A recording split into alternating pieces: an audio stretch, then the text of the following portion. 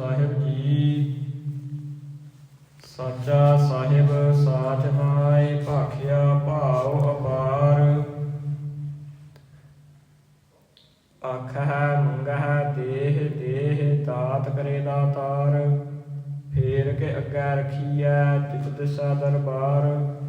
ਮੁਹਾਕੇ ਬੋਲਣ ਬੋਲੀਐ, ਜਿਤ ਸੁਣ ਧਰੇ ਪਿਆਰ। ਅੰਮ੍ਰਿਤ ਵੇਲਾ ਸਚ ਨਾਉ, ਵਡਿਆਈ ਵਿਚਾਰ। ਕਰਮੀ ਆਵੈ ਕੱਪੜਾ, ਨਦਰੀ ਮੋਖ ਦੁਆਰ। ਨਾਨਕ ਏਵੈ ਜਾਣੀਐ, ਸਭ ਆਪੇ ਸਚਿਆਰ। ਰਿਪੀਟ ਕਰਿਓ।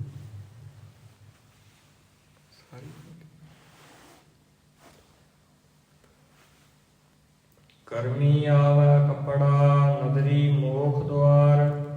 ਨਾਨਕ ਏਵੈ ਜਾਣੀਐ, ਸਭ ਆਪੇ ਸਚਿਆਰ। ਵਾਹਿਗੁਰੂ ਜੀ ਕਾ ਖਾਲਸਾ, ਵਾਹਿਗੁਰੂ ਜੀ ਕੀ ਫਤਿਹ। ਸਮੂਹ ਸਾਧ ਸੰਗਤ ਜੀ, ਜਿਵੇਂ ਕਿ ਸੱਚੇ ਪਾਤਸ਼ਾਹ ਜੀ ਨੇ ਬਖਸ਼ਿਸ਼ ਕੀਤੀ, ਕੱਲ ਗੁਰੂ ਪਾਤਸ਼ਾਹ ਜੀ ਖੁਦ ਵਰਤ ਕੇ, ਖੁਦ ਵਸ ਕੇ, ਆਪਣੇ ਸ਼ਬਦਾਂ ਦੀ, ਆਪਣੀ ਬਾਣੀ ਦੀ ਵਿਚਾਰ ਆਪ ਹੀ ਕਰਵਾਈ। ਕੱਲ ਅਸਾਂ ਨੇ ਗੁਰੂ ਦੀ ਬਖਸ਼ਿਸ਼ ਦੇ ਨਾਲ 3 ਪੌੜੀਆਂ ਇਲਾਹੀ ਦਰਗਾਹੀ ਬਾਣੀ ਸ਼੍ਰੀ ਜਪਜੀ ਸਾਹਿਬ ਜੀ ਦੀਆਂ ਗੁਰੂ ਮਹਾਰਾਜ ਦੀ ਕਿਰਪਾ ਦੇ ਨਾਲ ਵਿਚਾਰੀਆਂ। ਹੁਣੇ ਅਸਾਂ ਨੇ ਸ਼ਰਵਣ ਕੀਤਾ, ਸਾਚਾ ਸਾਹਿਬ ਸਾਚ ਨਾਏ, ਭਾਖਿਆ ਭਾਉ ਅਪਾਰ। ਉਹ ਪਰਮੇਸ਼ਵਰ ਸੱਚਾ ਹੈ। ਸੱਚੇ ਦਾ ਅਰਥ ਜੋ ਕਦੀ ਵੀ ਨਾਸ਼ ਨਹੀਂ ਹੁੰਦਾ, ਸਦੀਵ ਕਾਲ ਵਾਸਤੇ ਟਿਕਿਆ ਹੋਇਆ। ਤੇ ਸਿਰਫ ਪਰਮੇਸ਼ਵਰ ਹੀ ਨਹੀਂ ਟਿਕਿਆ ਹੋਇਆ, ਪਰਮੇਸ਼ਵਰ ਦਾ ਨਾਮ ਵੀ ਸੱਚਾ ਹੈ। ਪਰਮੇਸ਼ਵਰ ਸਦੀਵ ਕਾਲ ਵਾਸਤੇ ਅਟੱਲ ਹੈ ਤੇ ਪਰਮੇਸ਼ਵਰ ਦਾ ਨਾਮ ਵੀ ਸਦੀਵ ਕਾਲ ਵਾਸਤੇ ਅਟੱਲ ਹੈ। ਤੇ ਹੁਣ ਸਾਡਾ ਜੋ ਅਸਲ ਵਿੱਚ ਮਕਸਦ ਹੈ ਉਹ ਹੈ ਪਰਮੇਸ਼ਵਰ ਤੱਕ ਪਹੁੰਚਣਾ, ਪਰਮੇਸ਼ਵਰ ਦੇ ਵਿੱਚ ਲੀਨ ਹੋਣਾ।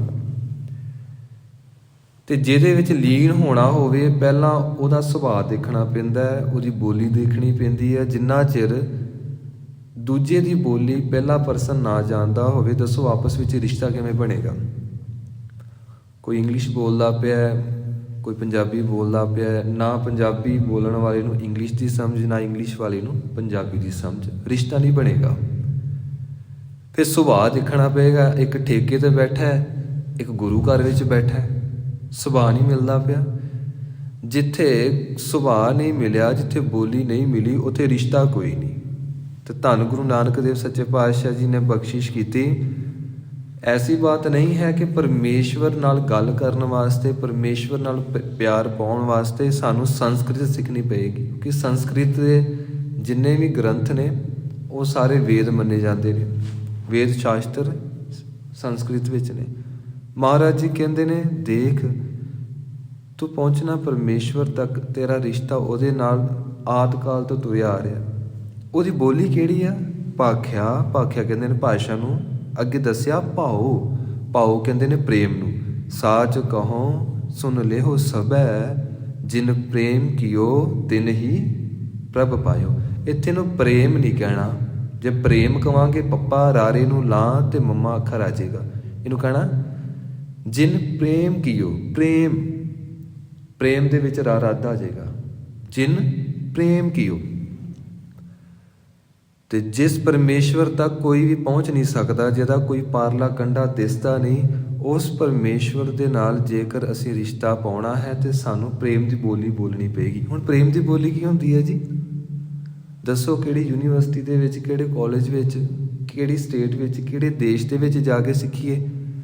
ਮਹਾਰਾਜ ਜੀ ਕਹਿੰਦੇ ਨੇ, ਇੱਕ ਛੋਟਾ ਜਿਹਾ ਬੱਚਾ ਜੋ ਹੁੰਦਾ ਹੈ ਨਾ, ਉਹਦੇ ਵੱਲ ਦੇਖ ਤੇ ਤੂੰ ਕਹਿ, ਰਾਮਈਆ, ਹੇ ਰਾਮ ਜੀ, ਹਉ ਬਾਰਕ ਤੇਰਾ। ਮੈਂ ਤੇਰਾ ਬੱਚਾ ਆ, ਕਾਹੇ ਨਾ ਖੰਡ ਸਵਗਨ ਮੇਰਾ।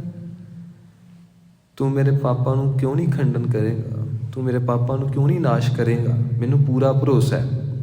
ਕੀ ਭਰੋਸਾ ਹੈ? ਸੁਤ ਅਪਰਾਧ ਕਰਤ ਹੈ ਜੇਤੇ ਜਨਨੀ, ਚੀਤ ਨਾ ਰਾਖਸ ਤੇਤੇ। ਮੈਂ ਮਾਂ ਨੂੰ ਦੇਖਿਆ ਤੇ ਮੈਨੂੰ ਪਤਾ ਲੱਗਾ ਕਿ ਤੂੰ ਵੀ ਮਾਂ ਆ। ਗੁਰਦੇਵ ਮਾਤਾ, ਗੁਰਦੇਵ ਪਿਤਾ। ਪ੍ਰੇਮ ਦਾ ਅਰਥ ਜਿਵੇਂ ਜਿਵੇਂ ਅਸੀਂ ਭਗਤੀ ਦੇ ਵਿੱਚ ਡੂੰਘੇ ਜਾਈ ਜਾਂਦੇ ਆ ਸਾਡਾ ਸੁਭਾਅ ਬੱਚੇ ਵਰਗਾ ਬਣ ਜਾਂਦਾ ਆ। ਜਿਵੇਂ ਅਨਬੋਰਨ ਬੇਬੀ ਹੁੰਦਾ ਨੇ, ਜਿਵੇਂ ਨਵ ਜੰਮਿਆ ਬੱਚਾ ਆ, ਉਹ ਸਿਰਫ ਮਾਂ ਦੇ ਆਸਰੇ ਹੁੰਦਾ ਤੇ ਭਗਤੀ ਕਰਨ ਵਾਲਾ ਹੌਲੀ ਹੌਲੀ ਪਰਮੇਸ਼ਵਰ ਦੇ ਆਸਰੇ ਹੋ ਜਾਂਦਾ। ਤੇ ਜਦੋਂ ਇੱਕ ਬੱਚਾ ਮਾਂ ਦੇ ਆਸਰੇ ਹੁੰਦਾ ਆ, ਫਿਰ ਉਹ ਬੱਚੇ ਨੂੰ ਫਿਕਰ ਕੋਈ ਨਹੀਂ ਕਿ ਠੰਡ ਆ ਗਈ, ਹੁਣ ਗਰਮ ਕੱਪੜੇ ਚਾਹੀਦੇ ਨੇ, ਹੁਣ ਗਰਮ ਸੌਕਸ ਚਾਹੀਦੀਆਂ ਨੇ, ਗਰਮ ਹੁਣ ਗਲਵਜ਼ ਚਾਹੀਦੇ ਨੇ, ਦਸਤਾਨੇ ਚਾਹੀਦੇ ਨੇ, ਸਿਰ ਦੇ ਉੱਤੇ ਵੀ ਟੋਪੀ ਚਾਹੀਦੀ, ਦਸਤਾਰ ਚਾਹੀਦੀ ਆ। ਮਾਂ ਨੂੰ ਫਿਕਰ ਆ। ਹੁਣ ਛੋਟੇ ਬੱਚੇ ਨੂੰ ਫਿਕਰ ਕੋਈ ਨਹੀਂ ਕਿ ਮੈਂ ਰਸੋਈ 'ਚ ਜਾਣਾ, ਪਹਿਲਾਂ ਮੈਂ ਗੈਸ ਚੁੱਲ੍ਹਾ ਔਨ ਕਰਨਾ ਆ, ਫਿਰ ਬਾਅਦ 'ਚ ਮੈਂ ਕੜਾਹੀ ਧੋਣੀ ਆ, ਫਿਰ ਉਹਨੂੰ ਮੈਂ ਥੋੜ੍ਹੀ ਜਿਹੀ ਗਰਮ ਕਰਕੇ ਉਹਦੇ ਵਿੱਚ ਘਿਓ ਪਾਉਣਾ ਆ, ਤੇਲ ਪਾਉਣਾ, ਫਿਰ ਮੈਂ ਸਬਜ਼ੀ ਕੱਟਣੀ, ਫਿਰ ਮੈਂ ਕਰਨਾ। ਮਾਂ ਨੂੰ ਫਿਕਰ ਆ। ਮਹਾਰਾਜ ਜੀ ਇਸੇ ਕਰਕੇ ਕਹਿੰਦੇ ਨੇ ਤੂੰ ਬੱਚਾ ਬਣ ਜਾ। ਇੱਥੇ ਸਿਆਣੇ ਬੰਦੇ ਡੁੱਬਦੇ ਦੇਖੇ ਨੇ। ਹਰ ਕੀ ਭਗਤ ਤੂੰ ਲੇਹ ਇਆਨੇ, ਇਆਣਾ ਬਣ ਜਾ, ਬੱਚਾ ਬਣ ਜਾ। ਭਗਤ ਬਿਨਾ ਬਹੁਤ ਡੁੱਬੇ ਸਿਆਣੇ। ਸਿਆਣੇ ਬੰਦੇ ਡੁੱਬ ਜਾਂਦੇ ਆ। ਰਾਵਣ ਬਹੁਤ ਸਿਆਣਾ ਸੀ, ਡੁੱਬ ਗਿਆ। ਮਹਾਰਾਜ ਜੀ ਕਹਿੰਦੇ ਨੇ ਜਿਵੇਂ ਇੱਕ ਬੱਚੇ ਨੂੰ ਭੁੱਖ ਲੱਗੇ ਤੇ ਉਹ ਰੋਣਾ ਸ਼ੁਰੂ ਕਰਦਾ, ਮਾਂ ਦੌੜੀ ਆਉਂਦੀ ਆ, ਇਸੇ ਤਰ੍ਹਾਂ ਹੀ ਤੂੰ ਬਸ ਉਹ ਰੋਣਾ ਸਿੱਖਣਾ ਆ ਜਿਹੜਾ ਰੋਣਾ ਤੂੰ ਭੁੱਲ ਗਿਆ। ਤੈਨੂੰ ਆਸਰਾ ਹੁਣ ਦੂਜਿਆਂ ਦਾ ਹੋ ਗਿਆ, ਤੈਨੂੰ ਰੱਬ ਭੁੱਲ ਹੀ ਗਿਆ। ਚਲੋ ਆਪਾਂ ਬਹੁਤਾ ਵਿਸਥਾਰ 'ਚ ਨਾ ਜਾਈਏ, ਕਿਉਂਕਿ ਆਪਾਂ ਟਿਊਕ ਮਾਤਰ ਹੀ ਮਹਾਰਾਜ ਜੀ ਦੇ ਦਰਸ਼ਨ ਕਰਨੇ ਆ ਪਾਣੀ ਦੇ ਵਿੱਚੋਂ। ਤੇ ਸੱਚੇ ਪਾਤਸ਼ਾਹ ਜੀ ਕਹਿੰਦੇ ਨੇ ਪਰਮੇਸ਼ਵਰ ਸੱਚਾ ਆ ਤੇ ਉਹ ਸਾਹਿਬ ਆ। ਸਾਹਿਬ ਦਾ ਅਰਥ ਹੁੰਦਾ ਮਾਲਕ, ਤੇ ਮਾਲਕ ਦਾ ਅਰਥ ਕੀ ਹੁੰਦਾ ਜੀ? ਅਸੀਂ ਛੋਟੀ ਜਿਹੀ ਅਸੀਂ ਜ਼ਮੀਨ ਖਰੀਦੀ, ਨਿੱਕਾ ਜਿਹਾ ਟੁਕੜਾ ਖਰੀਦਿਆ, ਅਸੀਂ ਉੱਥੇ ਇੱਟਾਂ, ਰੇਤਾ, ਸੀਮਟ, ਪਾਣੀ, ਬਜਰੀ ਕਈ ਕੁਛ ਇਕੱਠਾ ਕਰਤਾ। ਆਪਾਂ ਫਿਰ ਕੀ ਕਹਿੰਦੇ ਆ ਵੀ ਆਪਾਂ ਹੁਣ ਘਰ ਬਣਾਉਣਾ ਆ, ਤੇ ਉੱਥੇ ਫਿਰ ਪੁੱਛਿਆ ਨਹੀਂ ਜਾਂਦਾ ਕਿ ਹੇ ਇੱਟੋ, ਹੇ ਬਜਰੀ, ਹੇ ਸੀਮਟ, ਹੇ ਪਾਣੀ, ਹੇ ਧਰਤੀ, ਆਰ ਯੂ ਰੈਡੀ? ਹੁਣ ਤੁਸੀਂ ਤਿਆਰ ਜੇ ਅਸੀਂ ਤੁਹਾਡਾ ਕੁਛ ਬਣਾ ਲਈਏ, ਘਰ ਬਣਾਉਣਾ ਹੈ। ਤੇ ਲਓ ਜੀ, ਇੱਟਾਂ ਨੇ ਜਵਾਬ ਦੇ ਦਿੱਤਾ ਅਸੀਂ ਨਹੀਂ। ਜ਼ਮੀਨ ਨੇ ਜਵਾਬ ਦਿੱਤਾ ਨਹੀਂ, ਮੇਰੇ ਉੱਤੇ ਕੁਝ ਨਾ ਬਣਾਵੀਂ, ਮੇਰਾ ਸੀਨਾ ਚੀਰ ਕੇ ਤੇ ਤੂੰ ਆਪਣਾ ਨੀਂਹ ਪੱਥਰ ਰੱਖੇਂਗਾ, ਨਹੀਂ ਮੈਨੂੰ ਪਰਵਾਹ ਨਹੀਂ। ਅਸੀਂ ਕਦੀ ਵੀ ਇੰਜ ਨਹੀਂ ਕਰਦੇ। ਕੋਈ ਅਸੀਂ ਕਾਰ ਵੀ ਲੈ ਲਈ ਆ ਜਾਂ ਫਿਰ ਕੋਈ ਵੀ ਚੀਜ਼ ਲੈਂਦੇ ਆ, ਅਸੀਂ ਫੋਨ ਯੂਜ਼ ਕਰਨ ਤੋਂ ਪਹਿਲਾਂ ਇਹ ਥੋੜ੍ਹਾ ਕਹਿੰਦੇ ਆ ਹੇ ਫੋਨ ਜੀ ਕਿਰਪਾ ਕਰਕੇ ਦੱਸੋ, ਆਗਿਆ ਬਖਸ਼ੋ ਤਾਂ ਹੀ ਤੁਹਾਨੂੰ ਯੂਜ਼ ਕਰੀਏ। ਇਹ ਬਾਤਾਂ ਹਾਸੋਹੀਣੀਆਂ ਹੁੰਦੀਆਂ। ਤੇ ਕੋਈ ਕਹੇ ਵੀ ਤੂੰ ਤੇ ਮਾਲਕ ਆ, ਤੂੰ ਖਰੀਦੀ ਹੋਈ ਹੈ ਧਰਤੀ, ਧਰਤੀ ਨੂੰ ਕਿਉਂ ਪੁੱਛਣਾ? ਤੂੰ ਖਰੀਦੀਆਂ ਇੱਟਾਂ, ਇੱਟਾਂ ਨੂੰ ਕੀ ਪੁੱਛਣਾ? ਕਾਰ ਨੂੰ ਕੀ ਪੁੱਛਣਾ? ਤੂੰ ਫੋਨ ਨੂੰ ਕੀ ਪੁੱਛਣਾ? ਇਸੇ ਤਰ੍ਹਾਂ ਪਰਮੇਸ਼ਵਰ ਪੁੱਛਦਾ ਨਹੀਂ, ਉਹ ਜ਼ਿੰਦਗੀ ਦੇ ਦਿੰਦਾ ਆ, ਜੀਵਨ ਦੇ ਦਿੰਦਾ ਆ, ਤੇ ਫਿਰ ਪਰਤ ਕੇ ਜਦੋਂ ਸਮਾਂ ਸੰਪੂਰਨ ਹੁੰਦਾ ਫਿਰ ਮੌਤ ਵੀ ਦੇ ਦਿੰਦਾ ਹੈ। ਉਹ ਪਰਮੇਸ਼ਵਰ ਮਾਲਕ ਆ, ਕਰੋੜਾਂ ਖੰਡਾਂ, ਅਰਬਾਂ ਖੰਡਾਂ ਬ੍ਰਹਿਮੰਡਾਂ ਦਾ ਮਾਲਕ ਆ।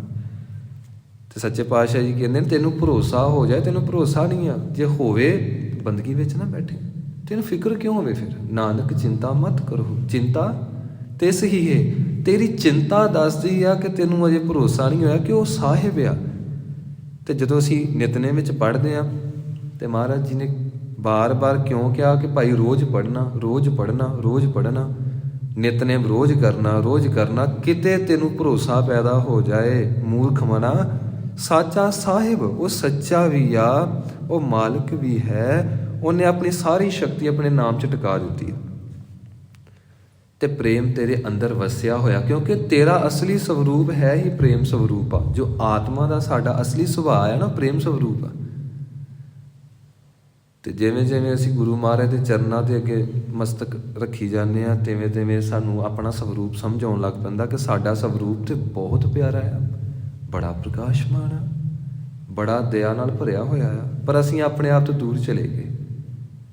ਅਸੀਂ ਤੇ ਇਸ ਖਾਡੇ ਚੰਮ ਵਾਲੇ ਸਰੀਰ ਨੂੰ ਹੀ ਮੰਨ ਕੇ ਬਹਿ ਗਏ। ਇਹ 5.5-6 ਫੁੱਟ ਦਾ ਸਰੀਰ ਆ, ਇਹਦਾ ਨਾਂ ਇਕਬਾਲ ਸਿੰਘ ਜੀ ਆ, ਇਹਦਾ ਨਾਮ ਹਰਪ੍ਰਤਾਪ ਸਿੰਘ ਜੀ ਆ। ਮਹਾਰਾਜ ਜੀ ਕਹਿੰਦੇ ਕਿਰਾਏ ਦਾ ਮਕਾਨ ਆ, ਪਤਾ ਨਹੀਂ ਕਿਹੜੇ ਵੇਲੇ ਆਵਾਜ਼ਾਂ ਵਾਜੇ ਨਾ, ਚੱਲ ਭਾਈ ਰੈਂਟ ਤੇਰਾ ਜਿੰਨਾ ਵੀ ਤੈਨੂੰ ਦਿੱਤਾ ਸੀ ਇਹ ਘਰ, ਹੁਣ ਰੈਂਟ ਤੇਰਾ ਖਤਮ ਹੋ ਗਿਆ ਵਾ, ਸਮਾਂ ਤੇਰਾ ਸੰਪੂਰਨ ਹੋ ਗਿਆ, ਹੁਣ ਚੱਲ ਕਰਮਾਂ ਅਨੁਸਾਰ ਅੱਗੇ।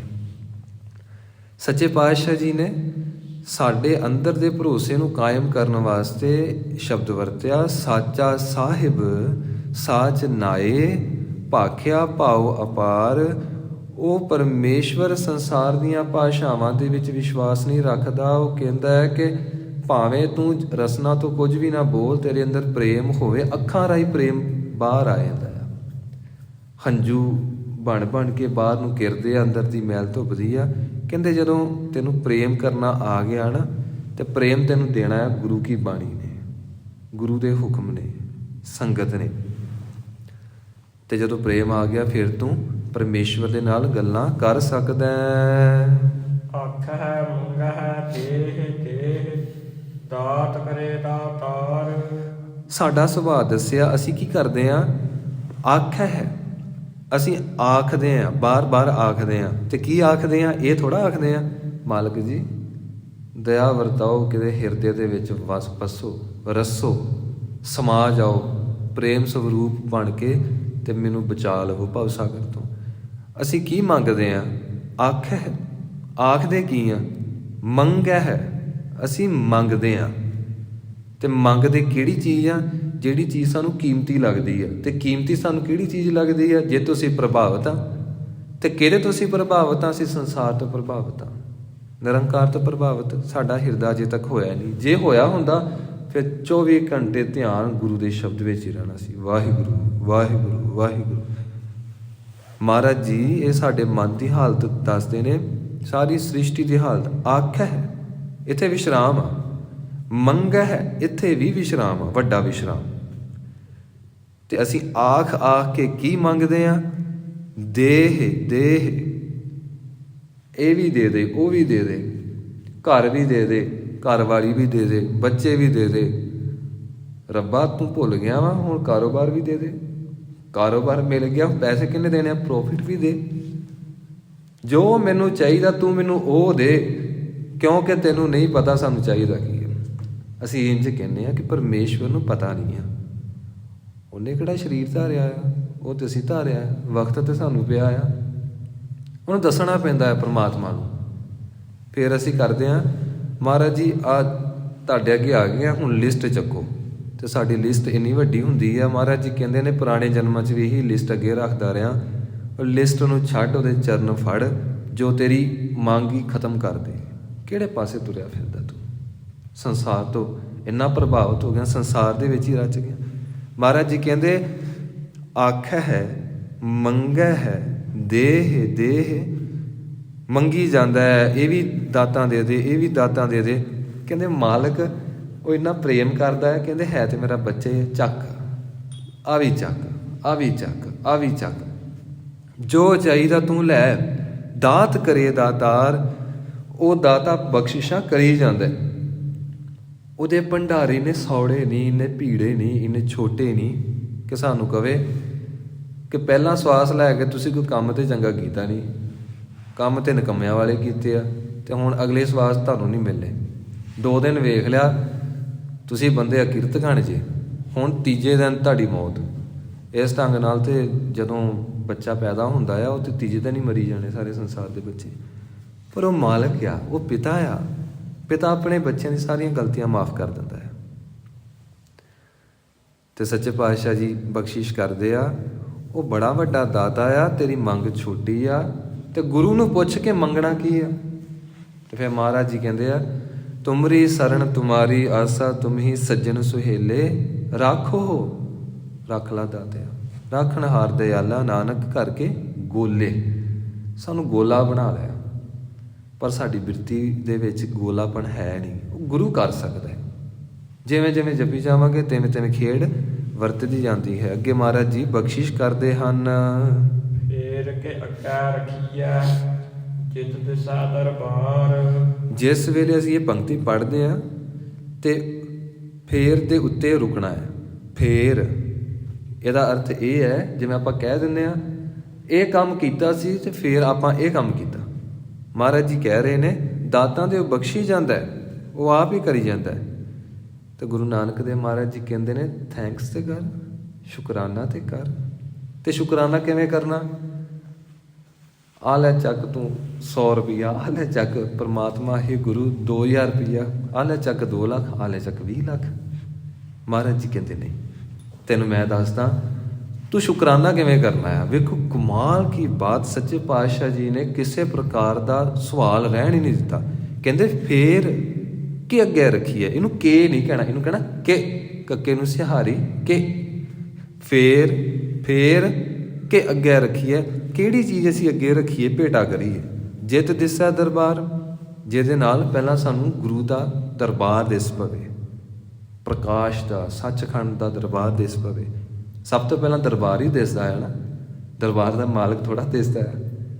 ਪਰ ਗੁਰੂ ਨੇ ਇੰਨੀ ਬਖਸ਼ਿਸ਼ ਕੀਤੀ, ਸੋ ਸਤਿਗੁਰ ਪਿਆਰਾ ਮੇਰਾ ਨਾਲ ਹੈ, ਜਿੱਥੈ ਕਿੱਥੈ ਮੈਨੂੰ ਲਏ ਛਡਾਈ।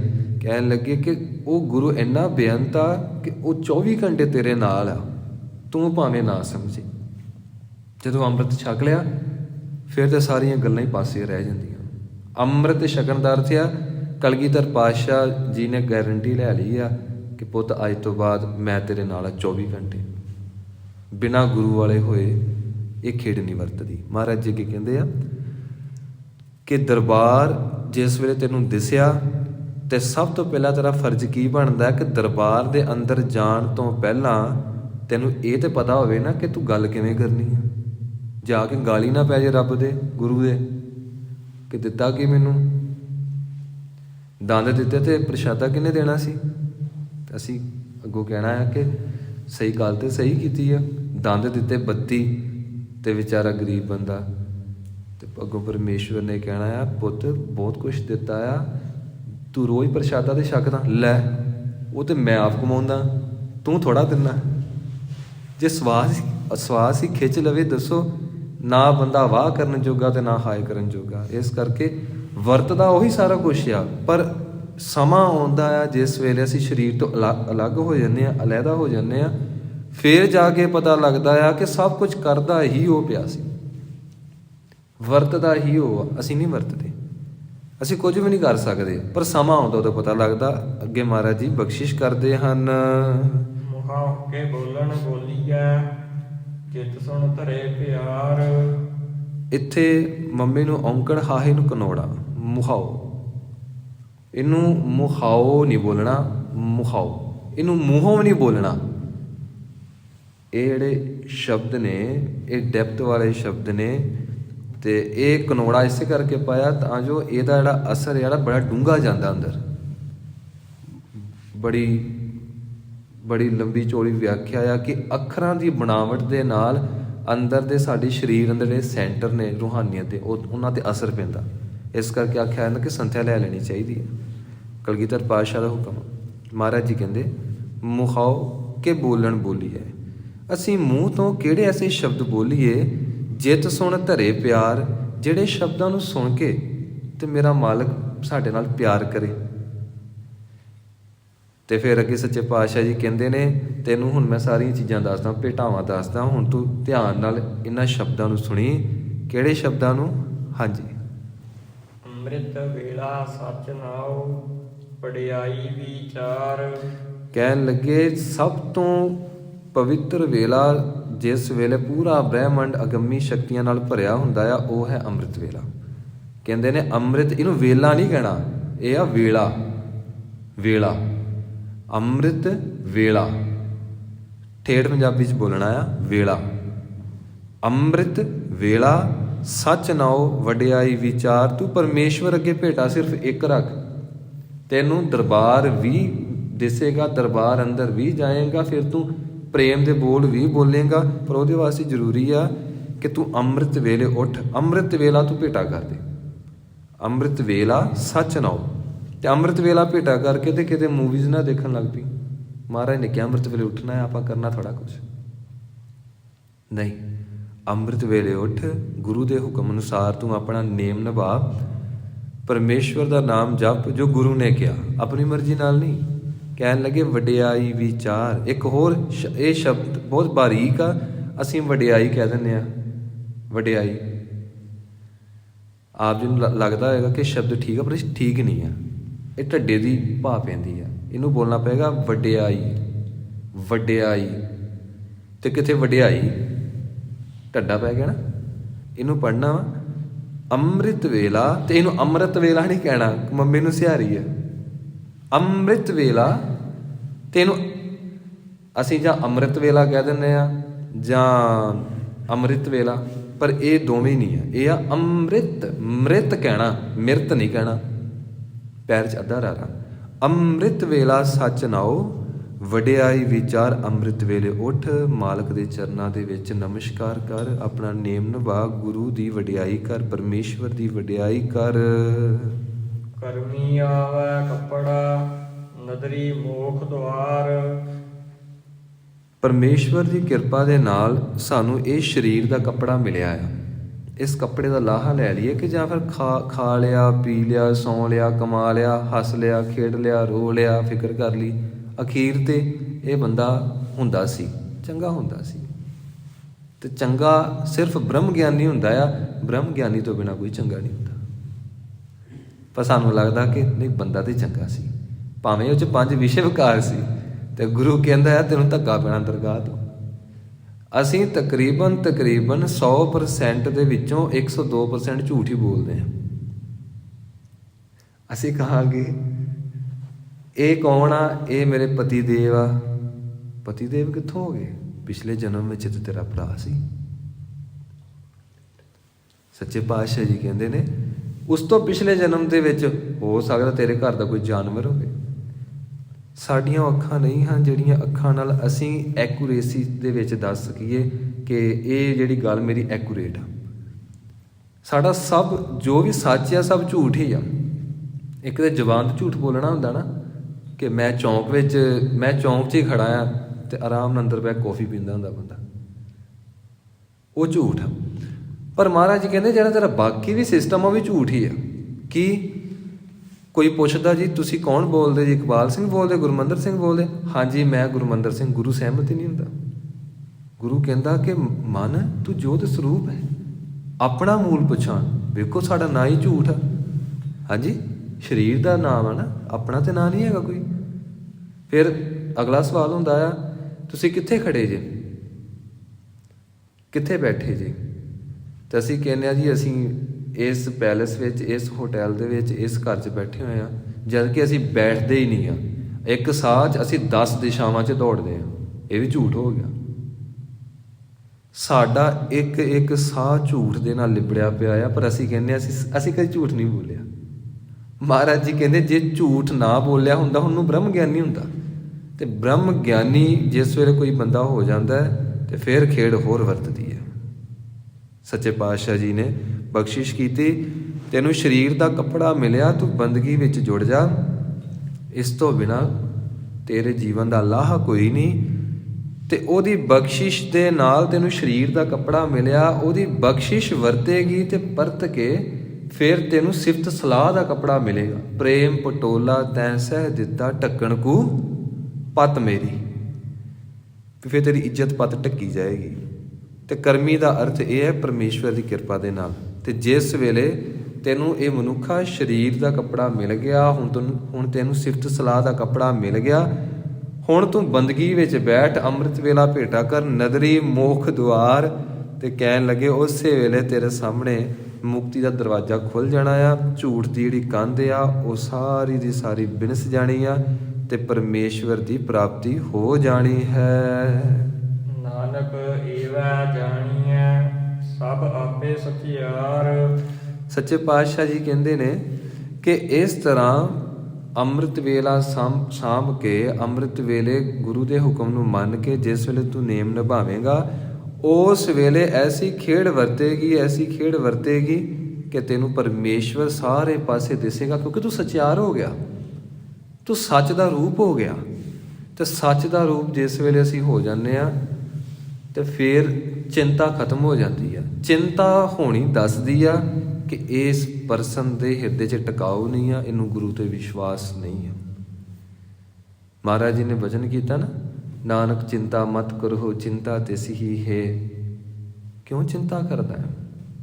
ਤੇ ਚਿੰਤਾ ਕਰਨਾ ਤੇਰਾ ਦੱਸ ਰਿਹਾ ਕਿ ਤੈਨੂੰ ਕਿੰਨੀ ਭਗਤੀ ਚਾਹੀਦੀ। ਜੇ ਤੂੰ ਇੱਕ ਪਾਠ ਕਰਦਾ ਤੈਨੂੰ ਘੱਟੋ ਘੱਟ 50 ਤੋਂ 100 ਪਾਠ ਕਰਨਾ ਚਾਹੀਦਾ। ਬੇਫਿਕਰੀ ਦੀ ਬਖਸ਼ਿਸ਼ ਉਹ ਗੁਰੂ ਨੇ ਦੇਣੀ ਆ, ਅਚਿੰਤ ਅਵਸਥਾ ਗੁਰੂ ਨੇ ਦੇਣੀ ਆ। ਤੇ ਮਹਾਰਾਜ ਜੀ ਕਹਿੰਦੇ ਨੇ ਇਸ ਢੰਗ ਨਾਲ ਤੂੰ ਸਚਿਆਰ ਹੋ ਜਾਏਗਾ, ਤੂੰ ਉਸ ਮਾਲਕ ਦੇ ਪ੍ਰਕਾਸ਼ ਸਵਰੂਪ ਦੀ ਸਮਝ ਰੱਖ ਕੇ ਉਹਦੇ ਵਿੱਚ ਲੀਨ ਹੋ ਜਾਏਗਾ।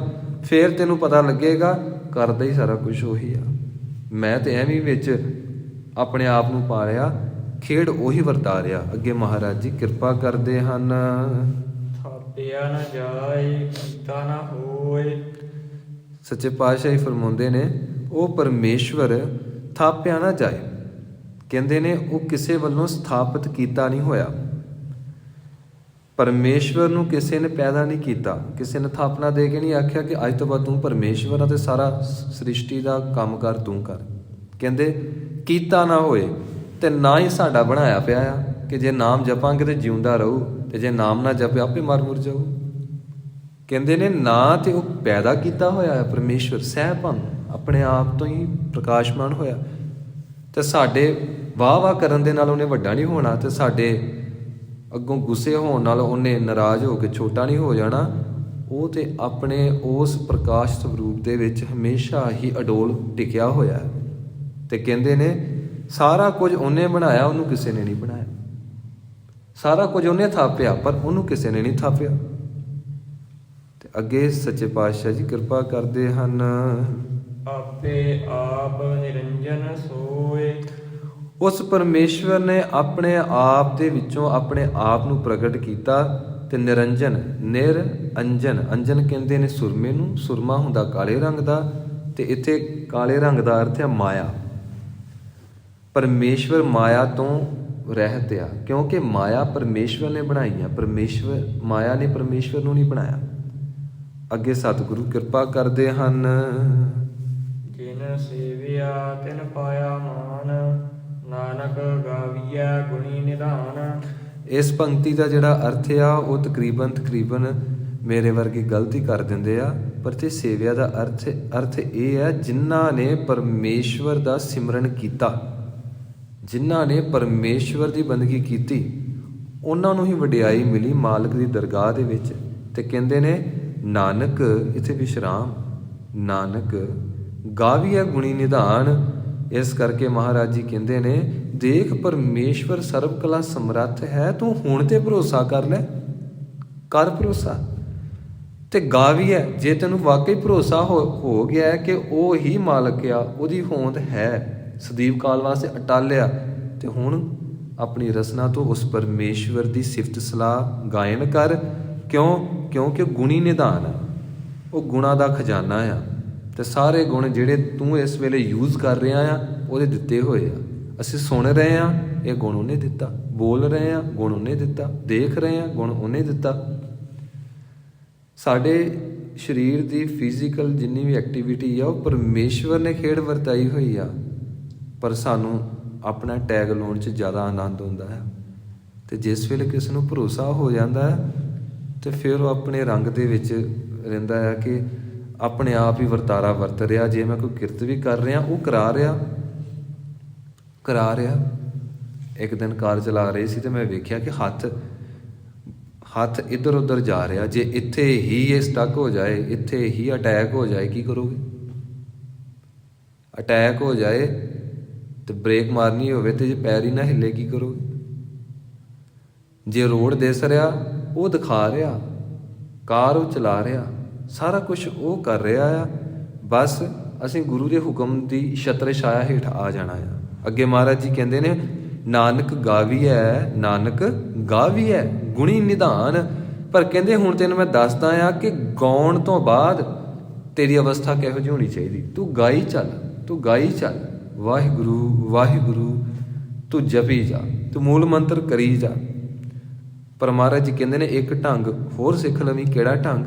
ਹਾਂਜੀ, ਗਾਵੀਐ ਸੁਣੀਐ ਮਨ ਰਖੀਐ ਭਾਉ, ਦੁਖ ਪਰ ਹਰ ਸੁਖ ਘਰ ਲੈ ਜਾਏ। ਮਹਾਰਾਜ ਜੀ ਬਚਨ ਕਰਦੇ ਨੇ ਕੱਲਾ ਗਾਵੀ ਹੀ ਨਾ, ਉਹਨੂੰ ਧਿਆਨ ਨਾਲ ਸੁਣੀ ਵੀ। ਤੇ ਜਿਹੜਾ ਸੁਣਨਾ, ਇਹ ਕੰਨਾਂ ਨਾਲ ਸੁਣਨਾ ਨਹੀਂ ਹੁੰਦਾ। ਇੱਥੇ ਸੁਣਨ ਦਾ ਅਰਥ ਕੁਝ ਹੋਰ ਆ।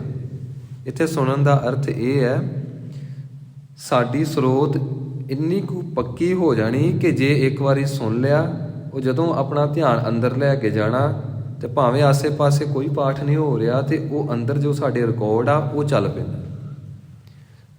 ਜੋ ਅਸੀਂ ਦੇਖਦੇ ਹਾਂ ਅੰਦਰ ਰਿਕਾਰਡਿੰਗ ਹੋ ਰਹੀ ਆ, ਬੜੀ ਬਾਕਮਾਲ ਰਿਕਾਰਡਿੰਗ ਹੁੰਦੀ ਹੈ। ਬਾਹਰ ਦੀ ਰਿਕਾਰਡਿੰਗ ਕਰਨ ਵਾਲਾ ਅਜੇ ਤੱਕ ਕੋਈ ਯੰਤਰ ਪੈਦਾ ਨਹੀਂ ਹੋਇਆ ਜੋ ਪਰਮੇਸ਼ਵਰ ਦੀ ਬਣਾਈ ਹੋਈ ਰਿਕਾਰਡਿੰਗ ਦਾ ਮੁਕਾਬਲਾ ਕਰ ਸਕੇ। ਅੱਜ ਤੁਸੀਂ ਜਪਜੀ ਸਾਹਿਬ ਦਾ ਪਾਠ ਇੱਕ ਕਰ ਲਵੋ, ਅਗਲੇ ਦਿਨ ਅੰਦਰ ਜਾ ਕੇ ਦੇਖੋ ਉਹ ਇੱਕ ਜਪਜੀ ਸਾਹਿਬ ਦੇ ਪਾਠ ਕਈ ਸੈਂਕੜਿਆਂ ਦੇ ਵਿੱਚ ਅੰਦਰ ਪਏ ਹੋਣਗੇ। ਕਿਉਂਕਿ ਜਿਹੜੀ ਚੀਜ਼ ਅਸੀਂ ਅੱਖਾਂ ਰਾਹੀਂ, ਕੰਨਾਂ ਰਾਹੀਂ ਜਾਂ ਫਿਰ ਰਸਨਾ ਰਾਹੀਂ ਅੰਦਰ ਲੈ ਕੇ ਜਾਂਦੇ ਹਾਂ, ਰਿਕਾਰਡਿੰਗ ਕਰਦੇ ਹਾਂ, ਉਹ ਦਿਨ ਬ ਦਿਨ ਵੱਧਦੀ ਆ। ਬਾਹਰ ਦੀ ਰਿਕਾਰਡਿੰਗ ਮਸ਼ੀਨ ਖਰਾਬ ਹੋ ਜਾਂਦੀ ਹੈ ਸਮਾਂ ਪਾ ਕੇ, ਪਰ ਅੰਦਰ ਦੀ ਰਿਕਾਰਡਿੰਗ ਮਸ਼ੀਨ ਆ ਇਹ ਅਰਬਾਂ ਖਰਬਾਂ ਜਨਮ ਹੋ ਗਏ ਆ, ਇਹ ਖਰਾਬ ਹੁੰਦੀ ਨਹੀਂ, ਨਾ ਇਹਨੇ ਹੋਣਾ ਹੈ, ਕਿਉਂਕਿ ਪਰਮੇਸ਼ਵਰ ਨੇ ਬਣਾਈ ਹੋਈ ਚੀਜ਼ ਆ। ਤੇ ਮਹਾਰਾਜ ਜੀ ਕਹਿੰਦੇ ਨੇ ਤੇਰੀ ਸਰੋਤ ਇਤਨੀ ਕੁ ਪਰਪੱਕ ਹੋ ਜਾਏ, ਤੂੰ ਆਪਣੇ ਸਰੀਰ ਅੰਦਰ ਚੁੱਭੀ ਮਾਰੇ ਤੇ ਤੈਨੂੰ ਅੰਦਰੋਂ ਸੁਣੇ ਪਾਠ। ਤੇ ਅੰਦਰੋਂ ਜਦੋਂ ਸੁਣਦਾ ਆ ਉਹ ਫਿਰ ਕਿਆ ਬਾਤ ਹੁੰਦੀ ਹੈ।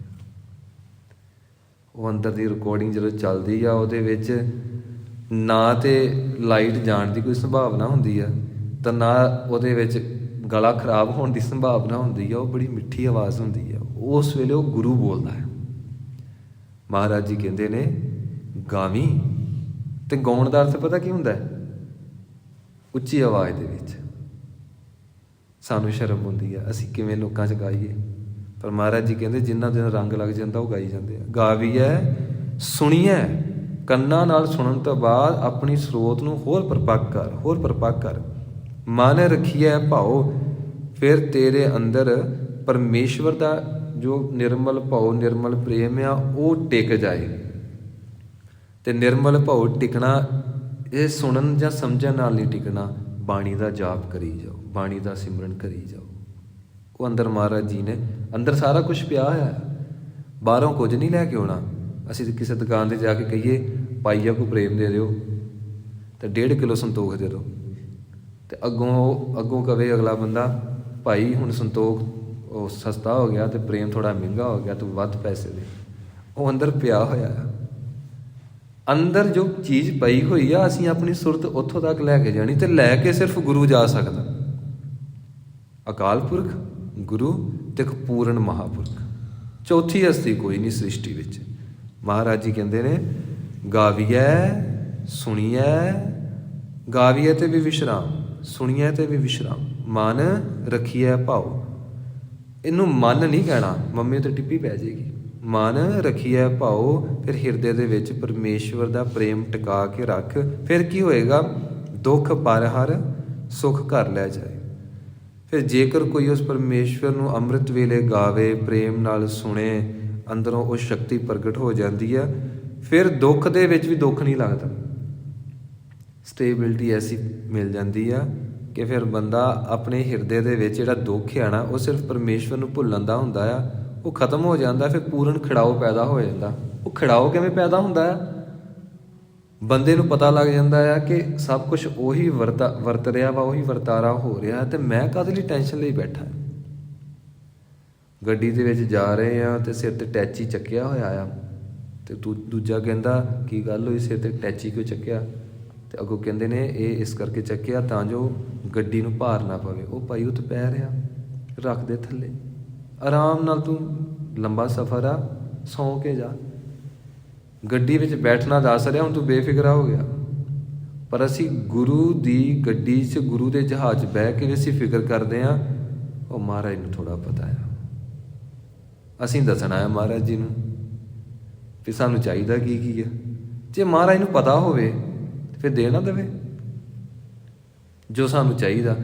ਹੁਣ ਸਾਡੀਆਂ ਇੱਛਾਵਾਂ 3 ਗੁਣਾਂ 'ਚ ਪੈਦਾ ਹੁੰਦੀਆਂ, ਤੇ ਉਹ ਇੱਛਾਵਾਂ ਤ੍ਰਿਸ਼ਨਾ ਦਾ ਰੂਪ ਧਾਰਨ ਕਰਦੀਆਂ। ਜਿਵੇਂ ਸਭ ਤੋਂ ਪਹਿਲਾਂ ਸ਼ੁਰੂਆਤ ਹੁੰਦੀ ਆ ਖਿਆਲ ਤੋਂ।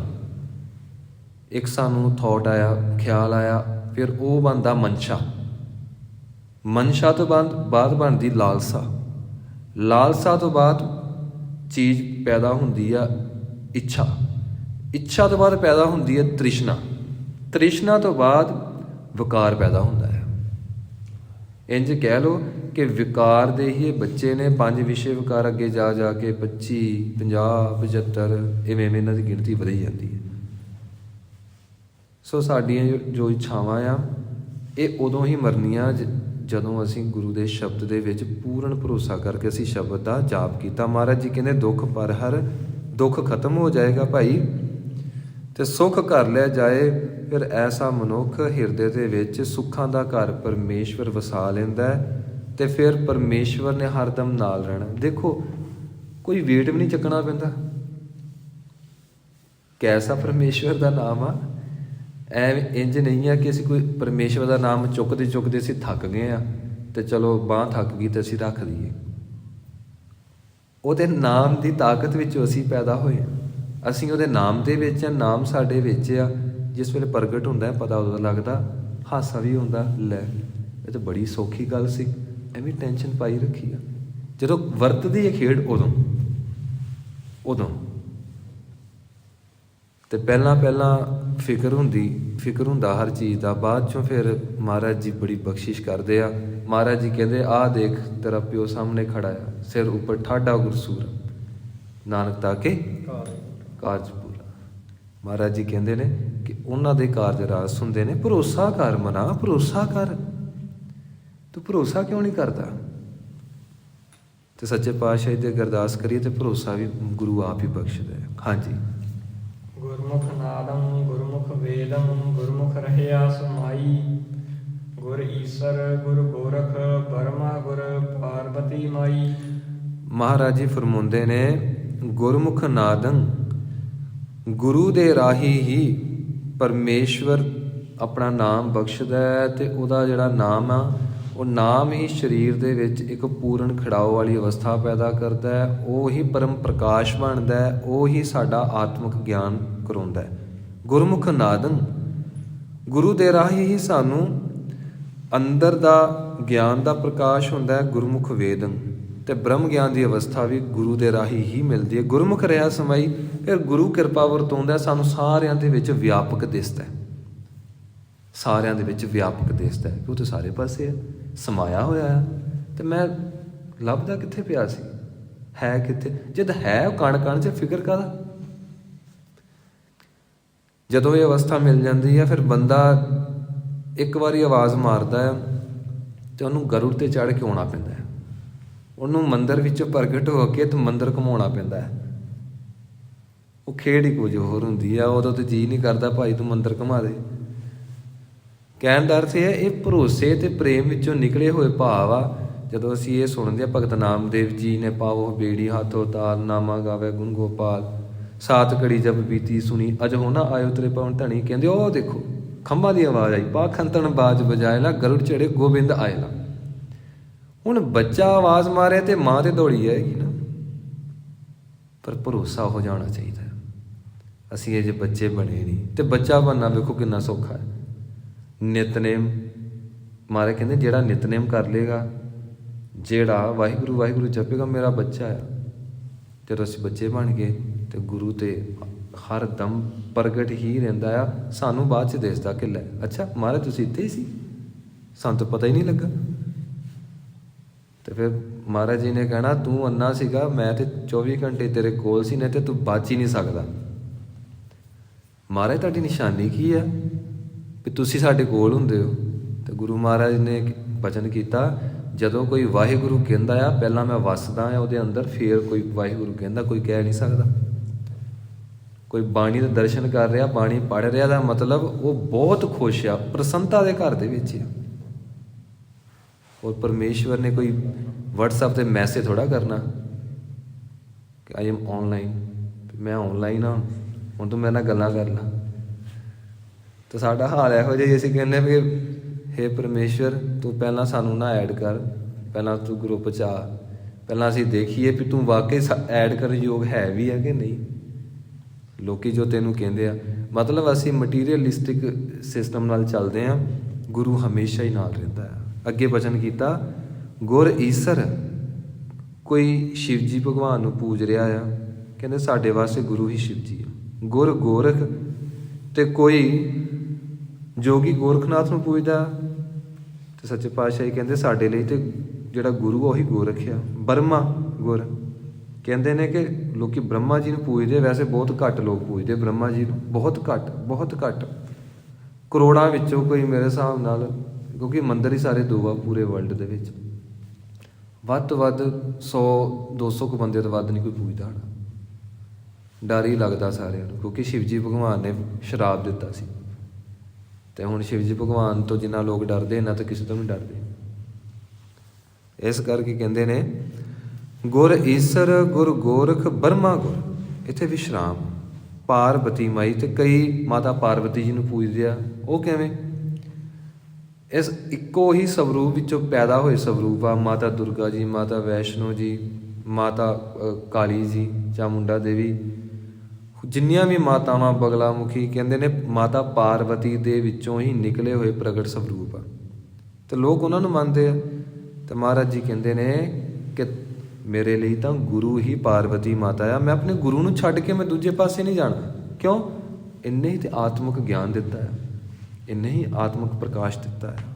ਅੱਗੇ ਮਹਾਰਾਜ ਜੀ ਬਖਸ਼ਿਸ਼ ਕਰਦੇ ਹਨ। ਜੇ ਹਉ ਜਾਣਾ ਆਖਾ ਨਾਹੀ, ਕਹਿਣਾ ਕਥਨ ਨ ਜਾਈ। ਮਹਾਰਾਜ ਜੀ ਬਖਸ਼ਿਸ਼ ਕਰਦੇ ਨੇ, ਜੇ ਮੈਂ ਸਮਝ ਵੀ ਲਵਾਂ, ਜੇ ਮੈਂ ਉਸ ਪਰਮ ਪ੍ਰਕਾਸ਼ ਨੂੰ ਦੇਖ ਵੀ ਲਵਾਂ, ਜੇ ਮੈਂ ਸੱਚਖੰਡ ਦੇ ਵਿੱਚ ਲਾਈਵ ਸਾਰਾ ਕੁਝ ਦੇਖ ਲਵਾਂ ਵੀ ਉੱਥੇ ਕੀ ਕੀ ਹੁੰਦਾ ਆ, ਇੱਕ ਵੱਡਾ ਸਿੰਘਾਸਨ ਸਜਿਆ ਹੋਇਆ ਆ, ਉੱਥੇ ਇੱਕ ਪ੍ਰਕਾਸ਼ਮਾਨ ਕੋਈ ਮਹਾਨ ਸੂਰਤ, ਬਲੀ ਸੂਰਤ ਉੱਥੇ ਬਿਰਾਜਮਾਨ ਆ, ਜੋ ਮਨ ਨੂੰ ਮੋਹਦੀ ਆ, ਉਹਨੂੰ ਦੇਖਣ ਦੀ ਬਸ ਦੇਰ ਆ। ਉਸੇ ਵੇਲੇ ਸਾਡੀ ਇੱਛਾ ਬਿਨਾਂ ਅਸੀਂ ਸਮਾ ਜਾਂਦੇ ਹਾਂ ਉਹਦੇ ਵਿੱਚ। ਜੇ ਹੋ ਜਾਣਾ, ਜੇ ਮੈਂ ਸਭ ਕੁਝ ਦੇਖ ਵੀ ਲਿਆ, ਆਖਾ ਨਹੀਂ, ਮੈਂ ਕਥਨ ਨਹੀਂ ਕਰ ਸਕਦਾ, ਮੈਂ ਵਿਆਖਿਆ ਨਹੀਂ ਕਰ ਸਕਦਾ, ਕਿਉਂਕਿ ਵਿਆਖਿਆ ਵਿੱਚ ਆਉਂਦਾ ਹੀ ਨਹੀਂ। ਐਗਜ਼ਾਮਪਲ ਹੈ ਹੀ ਨਹੀਂ ਕੋਈ ਸੰਸਾਰ ਦੇ ਉੱਤੇ ਕਿ ਅਸੀਂ ਐਗਜ਼ਾਮਪਲ ਸੈੱਟ ਕਰੀਏ ਉਹ ਐਸਾ ਹੈ, ਐਸਾ ਹੈ। ਕਿਉਂ ਬੋਲਾਂਗੇ ਅਸੀਂ ਜੀਭ ਨਾਲ, ਅਤੇ ਜੀਭ ਦੇ ਉੱਤੇ ਅੱਖ ਤਾਂ ਹੈ ਨਹੀਂ, ਜੀਭ ਨੇ ਦੇਖਿਆ ਨਹੀਂ। ਹੁਣ ਜੀਭ ਦੇ ਉੱਤੇ ਅੱਖ ਨਹੀਂ, ਜੀਭ ਨੇ ਦੇਖਿਆ ਨਹੀਂ, ਅਤੇ ਹੁਣ ਜੀਭ ਬਿਆਨ ਕਰੇ ਤਾਂ ਕਹਿ ਸਕਦਾ ਜਿਹੜੀ ਜੀਭ ਕਹਿ ਰਹੀ ਆ ਇਹਨੇ ਦੇਖਿਆ। ਮਹਾਰਾਜ ਜੀ ਕਹਿੰਦੇ ਨੇ ਜੇ ਹਉ ਜਾਣਾ ਆਖਾ ਨਾਹੀ, ਕਹਿਣਾ ਕਥਨ ਨਾ ਜਾਈ। ਕਹਿੰਦੇ ਮੈਂ ਜਿੰਨਾ ਮਰਜ਼ੀ ਵਿਆਖਿਆ ਕਰ ਲਵਾਂ ਫੇਰ ਵੀ ਮੈਨੂੰ ਇੰਝ ਮਹਿਸੂਸ ਹੁੰਦਾ ਹੈ ਕਿ ਮੈਂ ਉਸ ਪਰਮੇਸ਼ਵਰ ਦਾ ਰੰਚਕ ਮਾਤਰ, ਕਣ ਮਾਤਰ ਵੀ ਮੈਂ ਧੰਨਵਾਦ ਨਹੀਂ ਕਰ ਸਕਦਾ, ਕਣ ਮਾਤਰ ਵੀ ਉਹਦੀ ਵਿਆਖਿਆ ਨਹੀਂ ਕਰ ਸਕਦਾ। ਗੁਰਾ ਇੱਕ ਦੇਹ ਬੁਝਾਈ, ਸਭਨਾ ਜੀਆ ਕਾ ਇੱਕ ਦਾਤਾ, ਸੋ ਮੈਂ ਵਿਸਰ ਨਾ ਜਾਈ। ਇੱਥੇ ਗੁਰਾ ਦੇ ਉੱਤੇ ਰੁਕਣਾ ਪਏਗਾ। ਗੁਰਾ ਇਹ ਅਰਦਾਸ ਰੂਪ ਆ। ਜਦੋਂ ਆਪ ਜੀ ਇਹਨਾਂ ਪੰਕਤੀਆਂ ਨੂੰ ਪੜ੍ਹੋ, ਇਸ ਬਾਣੀ ਨੂੰ ਜਪੋ, ਇਹ ਅਰਦਾਸ ਵਜੋਂ, ਜਿਵੇਂ ਆਪਾਂ ਕਹਿੰਦੇ ਹਾਂ ਤੂੰ ਠਾਕੁਰ ਤੁਮ ਪਹਿ ਅਰਦਾਸ, ਇਹ ਅਰਦਾਸ ਸਵਰੂਪ ਪੰਕਤੀਆਂ ਨੇ। ਗੁਰਾ ਹੇ ਸੱਚੇ ਪਾਤਸ਼ਾਹ, ਇਹਨੂੰ ਗੁਰਾ ਨਹੀਂ ਕਹਿਣਾ। ਜੇ ਗੁਰਾ ਕਹਿਤਾ ਨਾ, ਇਹਦਾ ਮਤਲਬ ਵੀ ਜੋਤ ਬੜੇ ਰੰਗਾਂ ਦੀ ਆ ਅਤੇ ਅਸੀਂ ਉਹਨਾਂ ਨੂੰ ਮੰਨਦੇ ਹਾਂ। ਗੁਰਾ ਦਾ ਅਰਥ ਇੱਕ ਗੁਰੂ। ਗੁਰਾ ਇੱਕ ਦੇਹ ਬੁਝਾਈ, ਇਹਨੂੰ ਬੁਝਾਈ ਨਹੀਂ ਕਹਿਣਾ, ਬੁਝਾਈ। ਹੇ ਗੁਰੂ, ਮੇਰੀ ਇੱਕੋ ਹੀ ਅਰਦਾਸ ਆ, ਇਹਨੂੰ ਇੱਕ ਨਹੀਂ ਕਹਿਣਾ। ਕਈ ਇੱਕ ਕਹਿੰਦੇ ਆ, ਕਈ ਕਹਿੰਦੇ ਗੁਰਾ ਇੱਕ ਦੇਹ ਬੁਝਾਈ, ਇਹਨੂੰ ਆਪਾਂ ਇੱਕ ਕਹਿਣਾ। ਇੱਕ ਗੁਰਾ ਇੱਕ ਦੇਹ ਬੁਝਾਈ, ਹੇ ਸੱਚੇ ਪਾਤਸ਼ਾਹ ਮੈਨੂੰ ਇੱਕ ਸੋਝੀ ਬਖਸ਼, ਮੈਨੂੰ ਇੱਕ ਗਿਆਨ ਬਖਸ਼, ਮੈਨੂੰ ਇੱਕ ਪ੍ਰੇਰਨਾ ਬਖਸ਼। ਕਿ ਇੱਥੇ ਨਾ ਬੁਝਾਈ, ਬੁਝਾਈ ਦਾ ਅਰਥ ਬੁਝਾਰਤ, ਬੁਝਾਈ ਦਾ ਅਰਥ ਸਮਝਾ ਦੇ। ਜੇ ਬੁਝਾਈ ਕਰਤਾ ਤੇ ਫਿਰ ਇਹਦਾ ਅਰਥ ਪਤਾ ਕੀ ਬਣ ਜਾਣਾ? ਗੁਰਾ ਇੱਕ ਦੇਹ ਬੁਝਾਈ, ਹੇ ਗੁਰੂ ਮੇਰੀ ਸਮਝ ਜਿਹੜੀ ਹੈ ਨਾ ਉਹ ਖਤਮ ਹੀ ਕਰ ਦੇ, ਵੀ ਮੈਨੂੰ ਸਮਝ ਚਾਹੀਦੀ ਨਹੀਂ ਆ, ਮੈਨੂੰ ਆਤਮਿਕ ਗਿਆਨ ਚਾਹੀਦਾ ਹੀ ਨਹੀਂ ਆ, ਮੈਨੂੰ ਬ੍ਰਹਮ ਗਿਆਨ ਚਾਹੀਦਾ ਹੀ ਨਹੀਂ ਆ। ਅਤੇ ਤਕਰੀਬਨ ਮੋਸਟਲੀ ਪਾਠ ਇੱਦਾਂ ਹੀ ਕਰਦੇ ਕਹਿੰਦੇ, ਪਰ ਸਹੀ ਪਾਠ ਗੁਰਾ ਹੇ ਗੁਰੂ ਇੱਕ ਦੇਹ ਬੁਝਾਈ। ਤੇਰੇ ਅੱਗੇ ਅਰਦਾਸ ਆ ਦਾਤਿਆ, ਹੇ ਮਾਲਕ ਜੀ ਮੈਨੂੰ ਇੱਕ ਸਮਝ ਬਖਸ਼, ਆਤਮਿਕ ਸਮਝ, ਇਹ ਬੁੱਧੀ ਵਾਲੀ ਸਮਝ ਨਹੀਂ। ਅਤੇ ਇੱਕ ਪਰਮੇਸ਼ਵਰ ਜੀ ਨੇ ਪੁੱਛਿਆ, ਦੱਸ ਨਾਨਕ ਕਿਹੜੀ ਤੈਨੂੰ ਸਮਝ ਚਾਹੀਦੀ ਆ? ਅਤੇ ਫਿਰ ਕੀ ਕਹਿੰਦੇ ਨੇ? ਸਭਨਾ ਜੀਆ ਕਾ ਇੱਕ ਦਾਤਾ, ਸੋ ਮੈਂ ਵਿਸਰ ਨਾ ਜਾਈ। ਹੇ ਮੇਰਿਆ ਦਾਤਿਆ, ਤੂੰ ਖੰਡਾਂ ਬ੍ਰਹਿਮੰਡਾਂ ਨੂੰ, ਤੂੰ 84 ਲੱਖ ਜੂਨਾਂ ਨੂੰ, ਤੂੰ ਉਹਨਾਂ ਦਾ ਭੋਜਨ ਅਖਤਿਆਰ ਕਰਦਾ, ਉਹਨਾਂ ਦੀ ਸਾਂਭ ਸੰਭਾਲ ਕਰਦਾ, ਤੂੰ ਬੜਾ ਧਿਆਨ ਰੱਖਦਾ, ਸਾਰਿਆਂ ਨੂੰ ਦਾਤਾਂ ਦੇਣ ਵਾਲਾ ਆ। ਅਤੇ ਇੱਕ ਕਿਰਪਾ ਕਰ, ਕਿਤੇ ਇੰਝ ਨਾ ਹੋਵੇ ਸਮਾਂ ਐਸਾ ਆਵੇ ਜਦੋਂ ਮੈਂ ਤੈਨੂੰ ਭੁੱਲ ਜਾਵਾਂ, ਜਦ ਤੈਨੂੰ ਵਿਸਰ ਜਾਵਾਂ। ਇਹ ਅਰਦਾਸ ਆ ਸ਼੍ਰੀ ਜਪਜੀ ਸਾਹਿਬ ਜੀ ਦੇ ਵਿੱਚ। ਗੁਰਾ ਇੱਕ ਦੇਹ ਬੁਝਾਈ, ਸਭਨਾ ਜੀਆ ਕਾ ਇੱਕ ਦਾਤਾ, ਸੋ ਮੈਂ ਵਿਸਰ ਨਾ ਜਾਈ। ਹੇ ਦਾਤਿਆ ਐਸਾ ਸਮਾਂ ਨਾ ਆਵੇ ਜਿਸ ਵੇਲੇ ਮੈਂ ਤੈਨੂੰ ਭੁੱਲ ਜਾਵਾਂ। ਤੇ ਜਦੋਂ ਆਪ ਜੀ ਕਿਤੇ ਪਾਠ ਕਰੋਗੇ, ਜਦੋਂ ਇੰਜ ਕਹੋਗੇ, ਇੰਜ ਲੱਗੇਗਾ ਗੁਰੂ ਮਹਾਰਾਜ ਜੀ ਪ੍ਰਗਟ। ਤੇ ਉਹਨੂੰ ਯਾਦ ਕਰਨਾ ਹੀ ਸਭ ਤੋਂ ਵੱਡੀ ਬਖਸ਼ਿਸ਼ ਹੈ, ਤੈਨੂੰ ਭੁੱਲ ਜਾਣਾ ਸਭ ਤੋਂ ਵੱਡਾ ਦੁੱਖ ਹੈ। ਹਾਂਜੀ। ਤੀਰਥ ਨਹਾਵਾ ਜੇ ਤਿਸ ਭਾਵਾ, ਵਿਣ ਭਾਣੇ ਕੇ ਨਹਾਏ ਕਰੀ। ਜੇਤੀ ਸਿਰਠ ਉਪਾਈ ਵੇਖਾ, ਵਿਣ ਕਰਮਾ ਕੇ ਮਿਲੈ ਲਈ। ਮਹਾਰਾਜ ਜੀ ਬਖਸ਼ਿਸ਼ ਕਰਦੇ ਨੇ ਕਿ ਮੈਂ ਤੀਰਥਾਂ ਦੇ ਉੱਤੇ ਇਸ਼ਨਾਨ ਜਦੋਂ ਮੈਂ ਵੇਖਦਾ ਕਿ ਲੋਕੀ ਕਰਦੇ ਨੇ, ਤੇ ਫਿਰ ਜੀ ਕਰਦਾ ਮੈਂ ਵੀ ਜਾਵਾਂ। ਤੇ ਜੇਕਰ ਮੈਂ ਜਾਵਾਂ ਤੇ ਜਾਣਾ ਕਿਉਂ ਆ? ਮਾਲਕ ਜੀ ਤੇਰੀ ਖੁਸ਼ੀ ਵਾਸਤੇ, ਤੂੰ ਖੁਸ਼ ਹੋ ਜਾਏ। ਖੁਸ਼ ਹੋਣ ਦਾ ਅਰਥ ਤੂੰ ਮੈਨੂੰ ਆਪਣੇ 'ਚ ਮਿਲਾ ਲਵੇਂ। ਤੇ ਤੀਰਥ ਨਹਾਵਾ, ਮੈਂ ਤੀਰਥਾਂ ਤੇ ਜਾ ਕੇ ਤਾਂ ਨਹਾਵਾਂ ਜੇ ਤਿਸ ਭਾਵਾ, ਜੇ ਤੈਨੂੰ ਭਾ ਜਾਵਾਂ, ਜੇ ਤੈਨੂੰ ਚੰਗਾ ਲੱਗਾ। ਵਿਣ ਭਾਣੇ ਕੇ ਨਹਾਏ ਕਰੀ, ਤੇ ਜੇਕਰ ਮੈਂ ਤੀਰਥਾਂ ਦੇ ਉੱਤੇ ਜਾ ਕੇ ਇਸ਼ਨਾਨ ਵੀ ਕਰ ਲਿਆ ਸਰਦੀ ਦੇ ਵਿੱਚ, ਤੇ ਮੈਂ ਤਰ੍ਹਾਂ ਤਰ੍ਹਾਂ ਦੇ ਇਸ਼ਨਾਨ ਕੀਤੇ, 68 ਤੀਰਥਾਂ ਦੇ ਇਸ਼ਨਾਨ ਕੀਤਾ, ਤੇ ਜੇਕਰ ਤੇਰੀ ਖੁਸ਼ੀ ਨਾ ਮਿਲੀ ਤੇ ਫਿਰ ਉਸ ਨਹਾਉਣ ਦਾ ਲਾਭ ਕੀ? ਸੱਚੇ ਪਾਤਸ਼ਾਹ ਜੀ ਸਾਨੂੰ ਉਹ ਕਰਮ ਦੱਸ ਰਹੇ ਆ ਕਿ ਸਾਡਾ ਮੂਲ ਮੰਤਵ, ਮੂਲ ਮਕਸਦ ਪਰਮੇਸ਼ਵਰ ਦੀ ਖੁਸ਼ੀ ਲੈਣੀ ਹੈ, ਪਰਮੇਸ਼ਵਰ ਦਾ ਤਰਸ ਲੈਣਾ ਹੈ। ਤੇ ਜਿਹੜੇ ਕਰਮ ਦੇ ਵਿੱਚ ਉਹਦੀ ਖੁਸ਼ੀ ਨਹੀਂ, ਉਹਦਾ ਤਰਸ ਨਹੀਂ, ਉਹਦੀ ਬਖਸ਼ਿਸ਼ ਨਹੀਂ, ਸਾਨੂੰ ਕਰਮ ਨਹੀਂ ਕਰਨਾ ਚਾਹੀਦਾ। ਅੱਗੇ ਬਚਨ ਕੀਤਾ, ਜੇਤੀ ਸਿਰਠ, ਜਿੰਨੀ ਵੀ ਸ੍ਰਿਸ਼ਟੀ, ਜੇਤੀ ਸਿਰਠ ਉਪਾਈ ਵੇਖਾਂ। ਇਹ ਮੇਰੇ ਮਾਲਕ ਜੀ, ਜਿੰਨਾ ਵੀ ਮੈਂ ਸੰਸਾਰ ਦੇ ਵਿੱਚ ਵਿਚਰਿਆ, ਸ੍ਰਿਸ਼ਟੀ ਦੇਖੀ ਆ, ਉਹਦੇ ਵਿੱਚ ਮੈਂ ਇੱਕ ਚੀਜ਼ ਦੇਖੀ, ਵਿਣ ਕਰਮਾਂ, ਬਿਨਾਂ ਬਖਸ਼ਿਸ਼ ਤੋਂ, ਬਿਨਾਂ ਤੇਰੀ ਨਜ਼ਰ ਇਨਾਇਤ ਤੋਂ ਕਿ ਮਿਲਿਆ ਲਈ ਕੋਈ ਤੈਨੂੰ ਮਿਲ ਨਹੀਂ ਸਕਦਾ। ਕਿਸੇ ਨੂੰ ਵੀ ਤੇਰੀ ਕਿਰਪਾ ਦੀ ਪ੍ਰਾਪਤੀ ਨਹੀਂ ਹੋ ਸਕਦੀ ਜਿੰਨਾ ਚਿਰ ਕੋਈ ਤੇਰੇ ਵਰਗਾ ਹੋਣ ਦੀ ਕੋਸ਼ਿਸ਼ ਨਾ ਕਰੇ, ਕਿਉਂਕਿ ਪਰਮੇਸ਼ਵਰ ਨੂੰ ਸਾਰੇ ਚੰਗੇ ਲੱਗਦੇ ਆ। ਜੇ ਅਸੀਂ ਕਹੀਏ ਸੰਤ ਬਾਬਾ ਗੁਰਬਚਨ ਸਿੰਘ ਜੀ ਖਾਲਸਾ ਭਿੰਡਰਾਂ ਵਾਲਿਆਂ ਨੂੰ ਚੰਗੇ ਲੱਗੇ ਤੇ ਉਹਨਾਂ ਨੂੰ ਬ੍ਰਹਮ ਗਿਆਨੀ ਬਣਾਤਾ, ਬਾਬਾ ਜਵਾਲਾ ਸਿੰਘ ਜੀ ਹਰਖੋਵਾਲ ਵਾਲਿਆਂ ਨੂੰ ਬ੍ਰਹਮ ਗਿਆਨੀ ਬਣਾਤਾ, ਤੇ ਅਸੀਂ ਭਰਮ ਗਿਆਨੀ ਬਣੇ ਬੈਠੇ ਆ। ਰੱਬਾ ਗੱਲ ਗਲਤ ਆ ਤੇਰੇ ਲਈ, ਗੁਰੂ ਤੂੰ ਚੰਗਾ ਨਹੀਂ ਕੀਤਾ। ਜੇ ਉਹ ਬ੍ਰਹਮ ਗਿਆਨੀ ਹੋ ਸਕਦੇ ਆ ਤੇ ਤੈਨੂੰ ਅਸੀਂ ਨਹੀਂ ਦੱਸੇ ਪਾਰਸ਼ੈਲਿਟੀ। ਉਹ ਕਹਿੰਦੇ ਵੀ ਜਿਹੜਾ ਪਰਮੇਸ਼ਵਰ ਨੂੰ ਭਾ ਜਾਏ, ਇਸ ਤੋਂ ਪਹਿਲਾਂ ਜਿਹੜਾ ਭਾਉਣਾ ਆ ਉਹਦਾ ਜੀਵਨ ਇੰਨਾ ਪਵਿੱਤਰ ਹੋਵੇ, ਇੰਨਾ ਜ਼ਿਆਦਾ ਚੰਗਾ ਹੋਵੇ ਕਿ ਉਹਦੇ ਅੰਦਰ ਉਹਨੂੰ ਨਾਮ ਜਪਣ ਦੀ ਲਾਲਸਾ ਲੱਗੀ ਰਵੇ, ਪਰਮਾਤਮਾ ਨੂੰ ਮਿਲਣ ਦੀ ਇੱਛਾ ਹੋਵੇ, ਪਰਮਾਤਮਾ ਫੇਰ ਹੀ ਮਿਲੇਗਾ। ਜਿੰਨਾ ਚਿਰ ਤੁਸੀਂ ਇਨਵਾਈਟ ਨਾ ਕਰੋ ਕਿੱਥੋਂ ਆ ਜਾਏਗਾ ਕੋਈ?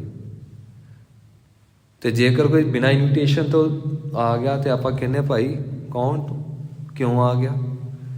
ਇਸ ਕਰਕੇ ਜਿੰਨਾ ਚਿਰ ਅੰਦਰ ਇੱਛਾ ਨਾ ਪੈਦਾ ਹੋਵੇ ਕਿ ਰੱਬਾ ਤੂੰ ਮਿਲਣਾ ਆ, ਸਾਡਾ ਮਕਸਦ ਹੀ ਤੂੰ ਆ, ਉਹਨਾਂ ਚਿਰ ਦੱਸੋ ਕਿਵੇਂ ਆ ਜਾਏਗਾ, ਕਿਵੇਂ ਮਿਲੇਗਾ? ਕਹਿੰਦੇ ਨੇ ਬਿਨਾਂ ਕਰਮਾਂ ਤੋਂ ਕਿਸੇ ਨੂੰ ਕੁਝ ਵੀ ਨਹੀਂ ਮਿਲਦਾ। ਤੇ ਜਦੋਂ ਗੁਰੂ ਮਿਲ ਗਿਆ ਨਾ, ਇਹਦਾ ਅਰਥ ਇਹ ਆ ਕੋਈ ਕਰਮ ਨਹੀਂ, ਕੋਈ ਕਰਮ ਨਹੀਂ, ਕਿਸੇ ਪ੍ਰਕਾਰ ਦੀ ਬੰਦਿਸ਼ ਨਹੀਂ। ਅੰਮ੍ਰਿਤ ਦੀ ਪ੍ਰਾਪਤੀ, ਫਿਰ ਅੰਮ੍ਰਿਤ ਵੇਲੇ ਦੀ ਪ੍ਰਾਪਤੀ, ਅੰਮ੍ਰਿਤਮਈ ਬਾਣੀ ਦੀ ਪ੍ਰਾਪਤੀ, ਤੇ ਜੀਵਨ ਅੰਮ੍ਰਿਤਮਈ ਹੋ ਗਿਆ। ਫਿਰ ਗੁਰੂ ਖੇਡ ਐਂ ਹੀ ਵਰਤਾ ਦਿੰਦਾ ਹੈ। ਗੁਰੂ ਵਾਲੇ ਹੋਣ ਤੋਂ ਬਾਅਦ ਬਖਸ਼ਿਸ਼ ਇੰਝ ਹੀ ਵਰਤੀ ਜਾਂਦੀ ਹੈ। ਹਾਂਜੀ। ਮੱਤ ਵਿੱਚ ਰਤਨ ਜਵਾਹਰ ਮਾਣਕ, ਜੇ ਇੱਕ ਗੁਰ ਕੀ ਸਿੱਖ ਸੁਣੀ। ਗੁਰਾ ਇੱਕ ਦੇਹ ਬੁਝਾਈ, ਸਭਨਾ ਜੀਆ ਕਾ ਇੱਕ ਦਾਤਾ, ਸੋ ਮੈਂ ਵਿਸਰ ਨਾ ਜਾਈ। ਮਹਾਰਾਜ ਜੀ ਕਹਿੰਦੇ ਨੇ ਕਿ ਤੈਨੂੰ ਬਾਹਰ ਦੀਆਂ ਚੀਜ਼ਾਂ ਜ਼ਿਆਦਾ ਕੀਮਤੀ ਲੱਗਦੀਆਂ ਨੇ ਨਾ, ਤੇ ਤੇਰਾ ਧਿਆਨ ਬਾਹਰ ਆ। ਜਿਸ ਦਿਨ ਤੂੰ ਅੰਦਰ ਦਾ ਰੰਗ ਮੰਨਣਾ ਸ਼ੁਰੂ ਕੀਤਾ ਤੇ ਤੈਨੂੰ ਇੰਜ ਲੱਗਣਾ ਬਾਹਰ ਸਭ ਹੀ ਝੂਠ ਆ, ਖੇਡ ਹੀ ਸਾਰੀ ਅੰਦਰ, ਸੁੱਖ ਹੀ ਅੰਦਰ ਆ। ਤੇ ਮਹਾਰਾਜ ਜੀ ਕਹਿੰਦੇ ਨੇ ਇੱਕ ਵਾਰੀ ਤੂੰ ਗੁਰੂ ਦੀ ਸਿੱਖਿਆ ਸੁਣ ਲੈ। ਜੇ ਇੱਕ ਸਿੱਖਿਆ ਸੁਣ ਲਈ, ਤੇਰੇ ਅੰਦਰ ਕੀਮਤੀ ਗੁਣ ਪ੍ਰਗਟ ਹੋ ਜਾਣੇ ਆ। ਤੇ ਜਦੋਂ ਕੀਮਤੀ ਗੁਣ ਪ੍ਰਗਟ ਹੋ ਗਏ ਤੇ ਫਿਰ ਤੈਨੂੰ ਪਤਾ ਲੱਗਣਾ ਆ ਕਿ ਮੈਂ ਪਰਮਾਤਮਾ ਦੇ ਵਿੱਚ ਸਾਂ ਤੇ ਪਰਮਾਤਮਾ ਮੇਰੇ ਵਿੱਚ ਸੀ। ਮੈਂ ਝੂਠੀ ਜ਼ਿੰਦਗੀ ਜਿਉਂਦਾ ਰਿਹਾ, ਖੇਡ ਤੇ ਅਸਲ 'ਚ ਕੁਝ ਹੋਰ ਸੀ। ਫਿਰ ਮਹਾਰਾਜ ਜੀ ਕਹਿੰਦੇ ਨੇ ਕਿ ਜੇ ਤੂੰ ਸਿੱਖਿਆ ਸੁਣ ਲਈ, ਹੁਣ ਤੂੰ ਅਰਦਾਸ ਕਰ ਕਿ ਗੁਰਾ ਹੇ ਸੱਚੇ ਪਾਤਸ਼ਾਹ, ਹੇ ਮਹਾਰਾਜ ਜੀ, ਇੱਕ ਦੇਹ ਬੁਝਾਈ, ਮੈਨੂੰ ਇੱਕ ਸਮਝ ਬਖਸ਼ੋ, ਆਤਮਿਕ ਗਿਆਨ ਬਖਸ਼ੋ। ਮੇਰੀ ਤੁਹਾਡੇ ਚਰਨਾਂ ਦੇ ਵਿੱਚ ਇਹੀ ਬੇਨਤੀ ਆ ਕਿ ਸਭਨਾ ਜੀਆ ਕਾ ਇੱਕ ਦਾਤਾ, ਸੋ ਮੈਂ ਵਿਸਰ ਨਾ ਜਾਈ। ਦਾਤਿਆ ਕਦੇ ਮੈਨੂੰ ਭੁੱਲ ਨਾ ਜਾਵੇ। ਸੋ ਮੈਂ ਵਿਸਰ ਨਾ ਜਾਈ, ਕਿਤੇ ਤੂੰ ਮੈਨੂੰ ਭੁੱਲ ਨਾ ਜਾਈ, ਕਿਉਂਕਿ ਮੈਨੂੰ ਪਤਾ ਲੱਗ ਗਿਆ ਸਭ ਤੋਂ ਕੀਮਤੀ ਤੇਰਾ ਨਾਮ ਹੈ, ਤੇਰੀ ਯਾਦ ਆ, ਤੇਰਾ ਸਿਮਰਨ। ਹਾਂਜੀ। ਜੇ ਜੁਗ ਚਾਰੇ ਆਰਜਾ ਹੋਰ ਦਸੋਣੀ ਹੋਏ, ਨਵਾਂ ਖੰਡਾ ਵਿੱਚ ਜਾਣੀਐ ਨਾਲ ਚੱਲਾ ਸਭ ਕੋਏ। ਮਹਾਰਾਜ ਜੀ ਕਹਿੰਦੇ ਨੇ ਕਿ ਇਸ ਵੇਲੇ ਉਮਰ ਕਿਸੇ ਦੀ 100 ਸਾਲ 150 ਸਾਲ ਆ, ਚਲੋ ਮੰਨ ਲਓ ਸਤਯੁਗ, ਤ੍ਰੇਤਾ ਯੁਗ, ਦੁਆਪਰ ਯੁਗ ਤੇ ਕਲ ਯੁਗ ਦੀ ਉਮਰ ਇਕੱਠੀ ਕਰ ਲਓ, ਕਿਸੇ ਬੰਦੇ ਦੀ ਇੰਨੀ ਉਮਰ ਹੋਵੇ, ਬੰਦੇ ਦੀ ਸਭ ਤੋਂ ਵੱਧ ਇੱਛਾ ਪਤਾ ਕੀ ਹੁੰਦੀ ਹੈ? ਮੈਂ ਮਰਾਂ ਨਾ। ਸਭ ਤੋਂ ਵੱਧ ਡਰਦਾ ਮੌਤ ਤੋਂ, ਤੇ ਸਭ ਤੋਂ ਵੱਧ ਇੱਛਾ ਆ ਜ਼ਿੰਦਗੀ ਦੀ। ਮਹਾਰਾਜ ਜੀ ਕਹਿਣ ਲੱਗੇ ਚੱਲ ਤੈਨੂੰ ਉਮਰ ਵੀ 4 ਯੁਗ ਦੀ ਮਿਲ ਜੇ ਜੁਗ ਚਾਰੇ ਆਰਜ, ਇਹਨੂੰ ਯੁਗ ਨਹੀਂ ਕਹਿਣਾ, ਯੁਗ ਨਹੀਂ, ਇਹ ਯੁੱਗ ਆ, ਯੁੱਗ ਭਰ ਕੇ ਬੋਲਣਾ। ਜੇ ਯੁੱਗ ਚਾਰੇ ਆਰਜਾ ਹੋਰ ਦਸੂਣੀ ਹੋਏ, ਫਿਰ 4 ਯੁੱਗਾਂ ਦੀ ਜਿੰਨੀ ਉਮਰ ਆ ਉਹਨੂੰ 10 ਗੁਣਾ ਕਰ ਲਓ, ਹੋਰ ਵੀ ਉਮਰ ਲੰਬੀ ਹੋ ਜੇ। ਨਵਾਂ ਖੰਡਾ ਵਿੱਚ ਜਾਣੀਏ ਨਾਲ ਚੱਲਿਆ ਸਭ ਕੋਏ, ਤੇ ਸਾਰੇ ਸੰਸਾਰ ਦੇ ਵਿੱਚ ਉਸ ਬੰਦੇ ਦੀ ਸਿਫਤ ਸਲਾਹ ਹੋਵੇ, ਤੇ ਜੇ ਉਹ ਇਸ਼ਾਰਾ ਕਰੇ ਤੇ ਸਾਰੇ ਉਹਦੇ ਪਿੱਛੇ ਹੋ ਕੇ ਉਹਨੂੰ ਆਪਣਾ ਆਪ ਸਮਰਪਿਤ ਕਰਕੇ ਚੱਲਣ। ਤੇ ਅੱਗੇ ਮਹਾਰਾਜ ਜੀ ਬਖਸ਼ਿਸ਼ ਕਰਦੇ ਹਨ। ਚੰਗਾ ਨਾਉ ਰਖਾਇ ਕੈ ਜਸ ਕੀਰਤ ਜਗ ਲੈ, ਜੇ ਤਿਸ ਨਦਰ ਨ ਆਵਈ ਤਾਂ ਬਾਤ ਨ ਪੁੱਛੈ ਕੇ। ਜੇ ਉਸ ਬੰਦੇ ਦਾ ਨਾਮ ਸਾਰੇ ਸੰਸਾਰ ਵਿੱਚ ਚੱਲਦਾ ਹੋਵੇ, ਸਰਕਾਰੀ ਦਰਬਾਰੇ ਚੱਲਦਾ ਹੋਵੇ, ਸਾਰੇ ਸਤਿਕਾਰ ਨਾਲ ਹਿਰਦੇ 'ਚ ਪ੍ਰੇਮ ਧਾਰ ਕੇ ਤੇ ਮੱਥਾ ਟੇਕਦੇ ਹੋਣ, ਤੇ ਕਹਿੰਦੇ ਸਾਰੇ ਸੰਸਾਰ ਦੇ ਵਿੱਚ ਸ਼ੋਭਾ ਵੀ ਪ੍ਰਾਪਤ ਕਰ ਲਵੇ, ਜੇ ਤਿਸ ਨਦਰ ਨਾ ਆਵਈ ਤਾਂ ਬਾਤ ਨਾ ਪੁੱਛੈ ਕਿ। ਜੇ ਉਸ ਮਾਲਕ ਦੀ ਨਦਰੇ ਇਨਾਇਤ ਨਾ ਹੋਈ ਤਾਂ ਮਹਾਰਾਜ ਜੀ ਕਹਿੰਦੇ ਨੇ ਉਹਨੂੰ ਨਿਆਸਰਾ ਹੀ ਸਮਝੋ, ਉਹਦੇ ਪੱਲੇ ਹੈ ਕੁਝ ਨਹੀਂ। ਜਿਹਦੀ ਦਰਗਾਹ ਦੇ ਵਿੱਚ ਇੱਜ਼ਤ ਨਹੀਂ, ਉਹਦੀ ਕਿਤੇ ਵੀ ਇੱਜ਼ਤ ਨਹੀਂ। ਤੇ ਨਦਰੇ ਇਨਾਇਤ ਕੀ ਆ? ਜੇ ਤਿਸ ਨਦਰ ਨਾ ਆਵੇ ਤਾਂ ਬਾਤ ਨਾ ਪੁੱਛੈ ਕਿ। ਨਦਰੇ ਇਨਾਇਤ ਆ ਗੁਰੂ ਦਾ ਸ਼ਬਦ, ਨਦਰ ਹੋਏ ਤਾਂ ਸਿਮਰਿਆ ਜਾਏ। ਮਹਾਰਾਜ ਜੀ ਤੁਸੀਂ ਕਿਹੋ ਜਿਹੀ ਗੱਲ ਕਰਤੀ? ਅਸੀਂ ਤਾਂ ਸੋਚਦੇ ਹੀ ਇਹ ਆ ਕਿ ਸਾਡੇ ਕੋਲ ਪੈਸਾ ਬਹੁਤ ਹੋਵੇ, ਸਾਡੀ ਸਿਫਤ ਸਲਾਹ ਬਹੁਤ ਹੋਵੇ, ਸਾਰੇ ਸਾਡੇ ਪਿੱਛੇ ਹੋ ਕੇ ਚੱਲਣ, ਸਾਨੂੰ ਲੋਕੀ ਜਾਣਨ ਬਹੁਤ ਵੱਖ-ਵੱਖ ਢੰਗਾਂ ਦੇ ਨਾਲ। ਇਹ ਕੋ ਪੈਸਾ ਬਹੁਤ ਹੈ, ਇਹ ਕੋ ਰੂਪ ਬਹੁਤ ਚੰਗਾ, ਇਹ ਸਿਆਣਾ ਬਹੁਤ ਆ, ਇਹ ਵਕਤਾ ਬੜਾ ਚੰਗਾ, ਇਹ ਪੜ੍ਹਿਆ ਲਿਖਿਆ ਬੜਾ ਚੰਗਾ, ਇਹਦੀ ਜ਼ਮੀਨ ਜਾਇਦਾਦ ਬਹੁਤ ਆ, ਇਹਦੇ ਜਹਾਜ਼ ਚੱਲਦੇ ਆ, ਤੇ ਉਮਰ ਵੀ ਰੱਜ ਕੇ ਹਰ ਬੰਦਾ ਚਾਹੁੰਦਾ ਕਿ ਜ਼ਿਆਦਾ ਹੀ ਹੋਵੇ। ਸੱਚੇ ਪਾਤਸ਼ਾਹ ਜੀ ਕਹਿੰਦੇ ਨੇ ਭਾਈ ਇਹ ਮ੍ਰਿਤ ਮੰਡਲ ਦੀਆਂ ਬਾਤਾਂ ਨੇ, ਇਹ ਮੌਤ ਦਾ ਦੇਸ਼ ਹੈ, ਤੇ ਸਭ ਜੋ ਵੀ ਪੈਦਾ ਹੋਇਆ ਬਿਨਸ ਜਾਣਾ ਹੈ। ਤੇ ਸਭ ਤੋਂ ਵੱਡੀ ਬਖਸ਼ਿਸ਼ ਪਰਮੇਸ਼ਵਰ ਦਾ ਨਾਮ। ਤੇ ਜੋ ਦਾਸ ਬੇਨਤੀ ਕਰਦਾ ਪਿਆ ਨਹੀਂ ਸਮਝ ਲੱਗਣੀ, ਕਿਉਂ? ਇਹ ਆਤਮਿਕ ਮੰਡਲ ਦੇ ਵਿੱਚੋਂ, ਇਹ ਸੱਚਖੰਡ ਦੇ ਵਿੱਚੋਂ, ਅਨਾਮੀ ਦੇਸ਼ ਦੇ ਵਿੱਚੋਂ ਆਏ ਹੋਏ ਸ਼ਬਦ ਨੇ, ਇਹ ਮਾਣੇ ਹੋਏ ਸ਼ਬਦ ਨੇ। ਧੰਨ ਗੁਰੂ ਨਾਨਕ ਦੇਵ ਸੱਚੇ ਪਾਤਸ਼ਾਹ ਜੀ ਨੇ ਇਹ ਅਵਸਥਾਵਾਂ ਨੂੰ ਮਾਨਣ ਤੋਂ ਬਾਅਦ ਫਿਰ ਉਚਾਰਨ ਕੀਤਾ ਕਿ ਇੰਜ ਹੁੰਦਾ ਹੈ। ਸਾਡੀ ਇੰਨੀ ਦ੍ਰਿਸ਼ਟੀ ਨਹੀਂ ਹੈ। ਮਹਾਰਾਜ ਜੀ ਕਹਿੰਦੇ ਨੇ ਜੇ ਤਿਸ ਨਦਰ ਨਾ ਆਵਈ ਤਾਂ ਬਾਤ ਨਾ ਪੁੱਛੇ ਕਿ।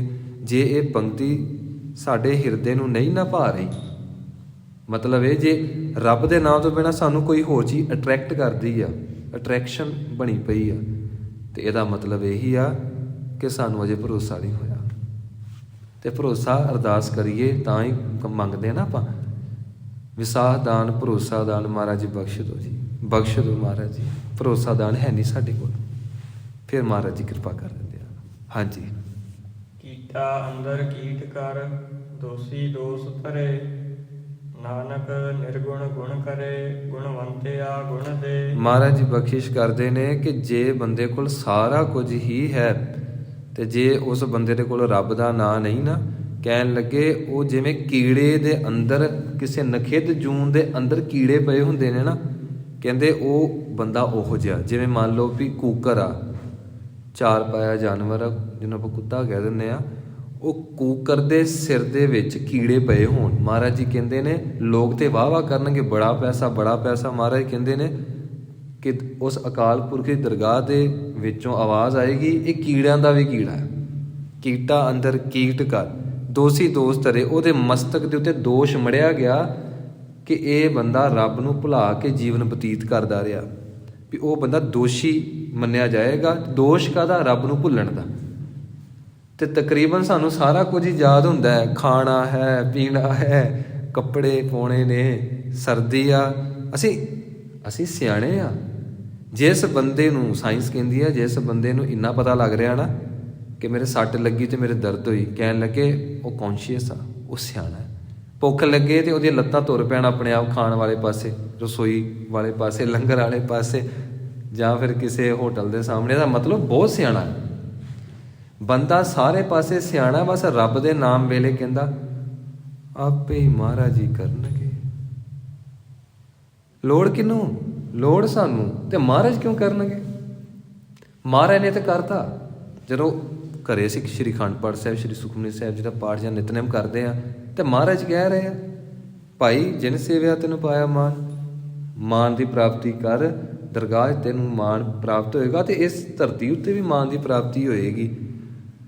ਸਾਰੋ ਦਿਨ ਮਜ਼ਦੂਰੀ ਕਰੈ ਬੰਦਾ, 24 ਘੰਟੇ ਸਾਰਾ ਦਿਨ ਮਜ਼ਦੂਰੀ ਕਰ ਸਕਦਾ ਹੈ। ਹਰ ਸਿਮਰਨ ਕੀ ਵੇਲਾ ਬੱਜਰ ਸਿਰ ਪਰ ਹੈ। ਸਿਰ ਸੁੱਟ ਕੇ ਉਦੋਂ ਕਹਿੰਦਾ ਥੱਕ ਗਿਆ ਮੈਂ, ਇੰਨੀਆਂ ਸ਼ਿਫਟਾਂ ਲਾਈਆਂ। ਚਲੋ ਇੰਡੀਆ ਦੇ ਵਿੱਚ ਲਾ ਲਓ ਵੀ 8-10 ਘੰਟੇ, ਤੇ ਮੈਂ ਉੱਥੇ ਜਾ ਕੇ ਦੇਖਿਆ ਕੈਨੇਡਾ, ਉੱਥੇ ਲੋਕੀ 20-20 ਘੰਟੇ ਵਾਲੇ ਵੀ ਬੈਠੇ ਹੋਏ ਆ, ਏਡੇ ਏਡੇ ਯੋਧੇ ਬੰਦੇ ਬੈਠੇ ਹੋਏ, 21 ਘੰਟੇ ਵਾਲੇ ਵੀ ਬੈਠੇ ਹੋਏ ਆ। ਤੇ ਗੁਰਦੁਆਰੇ ਸਾਹਿਬ ਆ ਕੇ ਤੇ ਜਿਸ ਵੇਲੇ ਆਉਂਦੇ ਆ ਤੇ ਉਹ ਬੈਠਦੇ ਆ, ਪ੍ਰਸ਼ਾਦਾ ਛਕਦੇ ਆ, ਦਰਬਾਰ ਹਾਲ 'ਚ ਬੈਠਦਿਆਂ ਸਾਰੀ ਨੀਂਦ। ਫਿਰ 28 ਦਾ ਵੀ ਭਾਈ ਕੀ ਹੋਇਆ, ਕਹਿੰਦਾ ਜੀ 20 ਘੰਟੇ ਦੀ ਸ਼ਿਫਟ ਸੀ, 4-5 ਪਾਰਟਸ ਦੇ ਵਿੱਚ। ਤੇ ਮੈਂ ਉਹਨਾਂ ਨੂੰ ਇਹ ਗੱਲ ਕਹੀ ਵੀ ਜੇ ਆਪਾਂ ਸਿਰਫ 1 ਘੰਟਾ 19 ਘੰਟੇ 20 ਘੰਟਿਆਂ 'ਚੋਂ ਦੇ ਦਈਏ, ਮੈਨੂੰ ਭਰੋਸਾ ਆ ਵੀ ਗੁਰੂ ਮਹਾਰਾਜ ਬੜੀ ਬਖਸ਼ਿਸ਼ ਕਰਨਗੇ। ਅੱਗੋਂ ਜਵਾਬ ਇਹ ਹੁੰਦਾ ਆ ਨਹੀਂ, ਆਪੇ ਕਰਨਾ ਪੈਣਾ, ਜਿਹੜਾ ਕਰਾਂਗੇ ਉਹੀ ਪ੍ਰਾਪਤ ਹੋਏਗਾ।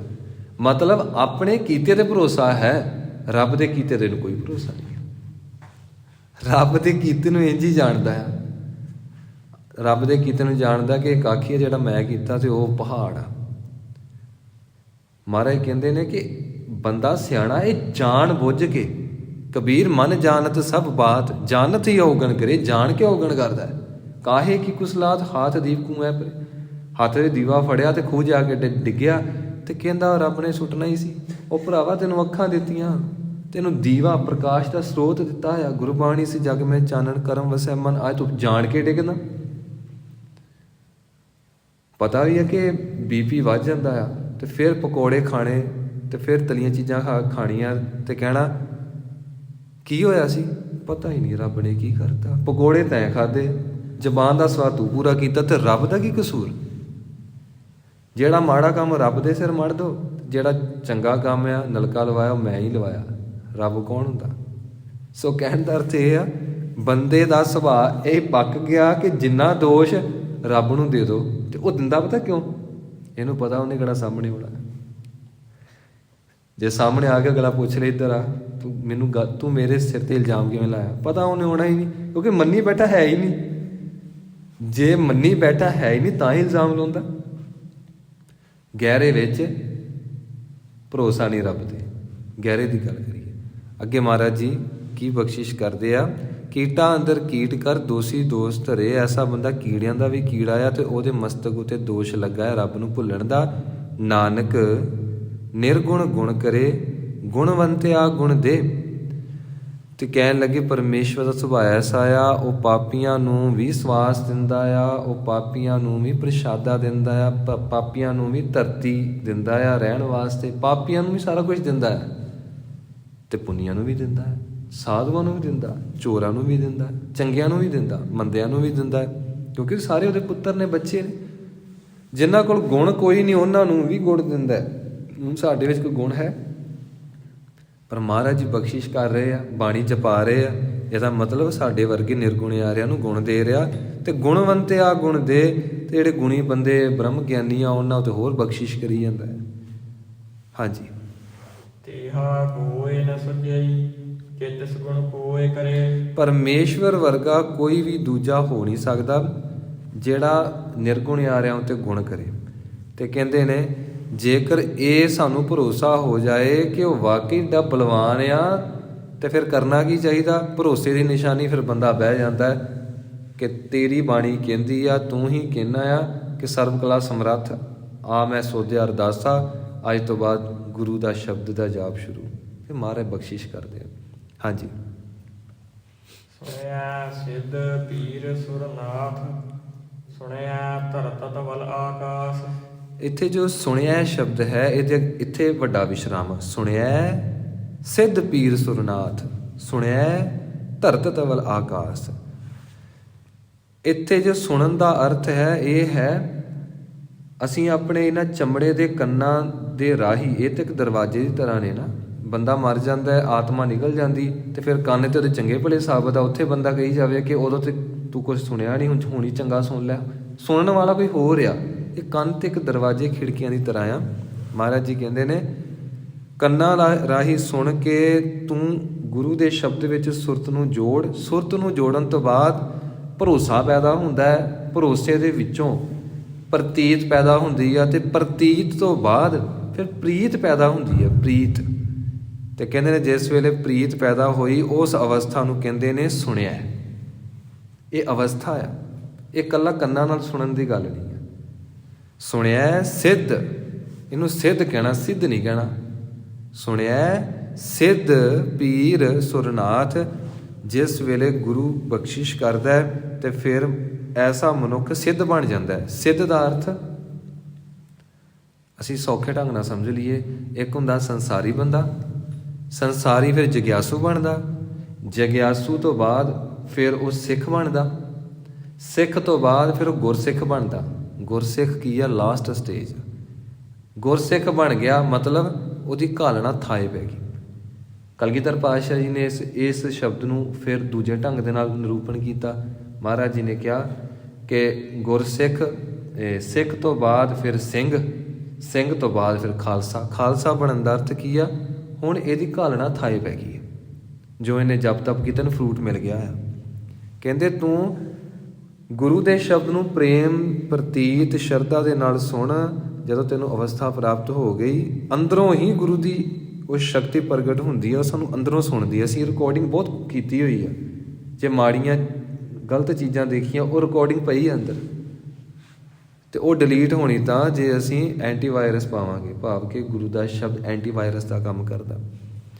ਸਿੱਧ ਬਣਨ ਵਾਸਤੇ ਤੈਨੂੰ ਸਿੱਧਾਂ 'ਚ ਜਾ ਕੇ ਕੰਨ ਪੜਵਾਉਣੇ ਨਹੀਂ ਪੈਣੇ, ਫਿਰ ਧੂਣੀਆਂ ਤਪਾਉਣੀਆਂ ਨਹੀਂ ਪੈਣੀਆਂ, ਭੁੱਖਾ ਰਹਿਣਾ ਨਹੀਂ ਪੈਣਾ, ਫਿਰ ਤੈਨੂੰ ਗਰਮੀ ਸਰਦੀ ਝੱਲਣ ਵਾਸਤੇ ਨੰਗਾ ਨਹੀਂ ਰਹਿਣਾ ਪੈਣਾ।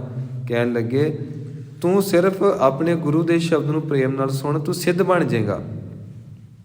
ਸਿੱਧ ਦਾ ਅਰਥ ਜੋ ਬੋਲਤਾ ਪੂਰਾ ਹੋ ਗਿਆ।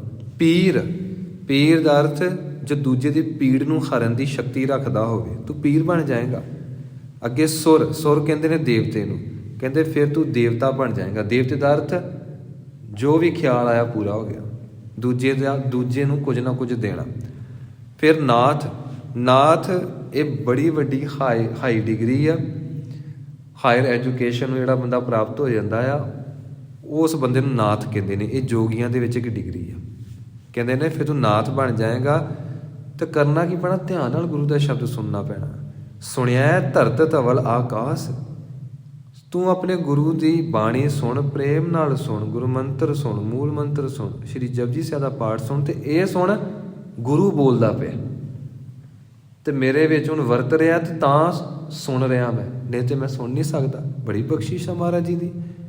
ਕਹਿੰਦੇ ਸਿਰਫ ਪਰਮੇਸ਼ਵਰ ਦਾ ਨਾਮ ਸੁਣਨ ਦੇ ਨਾਲ ਧਰਤੀ ਦੇ ਵਿੱਚ ਕੀ ਵਰਤਾਰਾ ਵਰਤ ਰਿਹਾ, ਆਕਾਸ਼ ਵਿੱਚ ਤੇ ਪਤਾਲ ਦੇ ਵਿੱਚ ਕੀ ਵਰਤਾਰਾ ਵਰਤ ਰਿਹਾ, ਤੇ ਧਰਤੀ ਦਾ ਆਸਰਾ ਕੌਣ ਆ? ਕਹਿਣ ਲੱਗੇ ਇਹ ਸਾਰਾ ਕੁਝ ਪ੍ਰਗਟ ਹੋ ਜਾਂਦਾ ਕਿਉਂਕਿ ਸਾਰਾ ਗਿਆਨ ਹੋ ਗਿਆ, ਸਾਰੇ ਬ੍ਰਹਿਮੰਡਾਂ ਦਾ ਗਿਆਨ ਹੋ ਗਿਆ, ਫਿਰ ਇਹ ਬੰਦਾ ਬ੍ਰਹਮ ਗਿਆਨੀ ਹੋ ਗਿਆ।